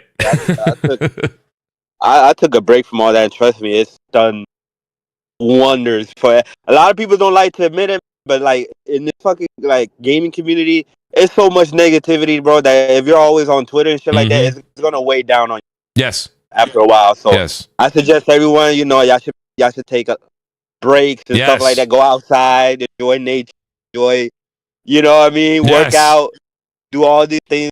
You know, don't always be on Twitter, on Spaces or whatever, because after a while, it just takes a mental toll. But yeah, thanks for having me. I'm about to go some more easy ass Elden Ring, some more Shadow of the Earth Tree, and check out this debate, because I'm hearing this debate is crazy right now, presidential. Oh yeah, yeah. Get your popcorn out for that one, Chris. I heard Biden talking like a zombie. Oh no. No, man. Well, it was just not looking good. Looking good. The next 3-4 months, regardless of who you like or who you don't like, the next 3-4 months is going to be primetime television, folks. Just get your popcorn out. So it's definitely gonna be a scene. Shout out to the great Chris Righteous. Chris, great to have you back. I know you stepped away for a bit, Chris, but follow me on Twitter. At Chris Righteous. I put various stuff on if y'all want to follow me. Yeah, because Chris, Chris, I'm going to definitely give you your space, but I'm going to get Chris back on here. Hopefully, maybe in a month or so. I'll reach out to Chris month and a half. Give him his space. But we got to get Chris back on here. I love it when Chris is on the show. Chris, thanks for being here tonight, man. It means a lot. No problem. The great J-Dub City, guys. Jay, outstanding to have you back on Crossfire as well. You've been doing the circuit, man. I mean, you were on Solidcast. You're all over the place right now. Shout out to Next Gen. You're always over there with Z. And you're lighting up X like nobody else, Jay. Don't ever leave. The day you leave, we all got to go. That's it. That's the way I'm saying it. So, Jay, man, looking forward, of course, to some gaming with you. I know we're going to be on Concord and trying that out and giving our opinions on it. But, Jay, let people know where they can find you, and as always, thanks for being here tonight. Anytime, man. It's always great being over here. You guys can find me on Twitter at JDubCity16. Always trying to keep you guys laughing and stuff. I do what I do. It's all in fun. You guys can find me on YouTube at JDub for you. I probably will be doing some more videos this week and this weekend since I'm back in town. So check that out, man. Appreciate you, Jay, as always. You know that. And the great Death Singer, as I promised you when the show started, again, it looks like you're gaining so many great friends in the chat, Singer. I mean, it's just unbelievable. Your follow count must be going through the roof. Singer, outstanding to have you, as always. I love getting the PC perspective. And honestly, you bring a great element to Crossfire. Singer, let people know where they can find you, and I can't wait to have you on the show again. Oh, it was a fantastic show again. These panel lineups have been fantastic every time I've been coming on. Like, you need to keep this up, Mooch. I'm trying my best. Like, it's always a variety of people, and it's just fantastic topics around. Like, I know everyone, Jada, B-Money, Chris. Yep. Everyone knows what's up, and we can all have jokes and fun. Yes. And also get into the debate. You can find me either getting fisted or fisting in Elden Ring. Sorry for the terminology, but that's the way it's going to be. That's what I refer to it as. No diddler. Yo, Jay. No Dr. Diddler now. No doc, yeah. And you could... No disrespect, no Dr. Disrespect. No D. Same name everywhere. And I recently replayed Trails series. Because shout out to Trails through Daybreak, which is coming out real soon, and I'm super hyped to get into the next series. So if you love your JRPGs and you love the Trail series, definitely look out for it. Comes out July 5th, and you can also find me every week on Saturday on the Ash and Lucas channel with the homies, 7 p.m. Eastern. By the way, shout out to Luca. We got to get Luca back on the show too. That's after the holiday. I think we're gonna work on getting Luca back on the show because I want to hear her opinion on Elden Ring, Shadow of the Erd Tree, as well as other things that are going on around the community. Honestly, I got to say this much. Guys, outstanding show tonight. Great panel, great chat. I appreciate every one of you guys. Just a quick heads up. I probably should have mentioned it at the beginning of the show when we had more people here. Next week, I am planning to take off. It happens, the 4th of July holiday is on Thursday. Now, I am just kind of teetering back and forth whether or not I'm going to do a Friday show. I'll let you guys know on X. Guys, follow me over there. It's Mooch TV, M00CHTV. That's here. That is over on Twitch. And guys, we are going to be streaming Elden Ring this weekend. So go over to Twitch and follow me over there. Takes 2 seconds. You type it in. It's kind of like a PSN. It's like signing up for a PSN account. I apologize in advance. But if you go over to twitch.tv and you follow Mooch TV over there, we're going to have a great time. But we probably won't have a show next Thursday because it is on the holiday. I can tell you that much. The question is, will I go Friday or will we be back in 2 weeks? That way, you guys will know either way on X. Go over and follow me there as well. Again, thanks to this panel. Shout out to BRAP. BRAP will be back when we come back. BRAP's finally going to be back. And shout out to Detective Seeds, who he didn't have any power tonight. I was hoping he would have got his power back before the end of the show, but hopefully Seeds will be back with us also in 2 weeks. Shout out to the Great Gaming Forte and Slow Mo Backslap, who are doing DPS podcasts right now. Guys, if you leave here, go over and say what's up to those guys. Tell them Mooch sent you. Until then, enjoy the 4th if you're in the States. If you're not, just enjoy gaming. We'll talk in a few Thursdays. Peace out and good night, everybody.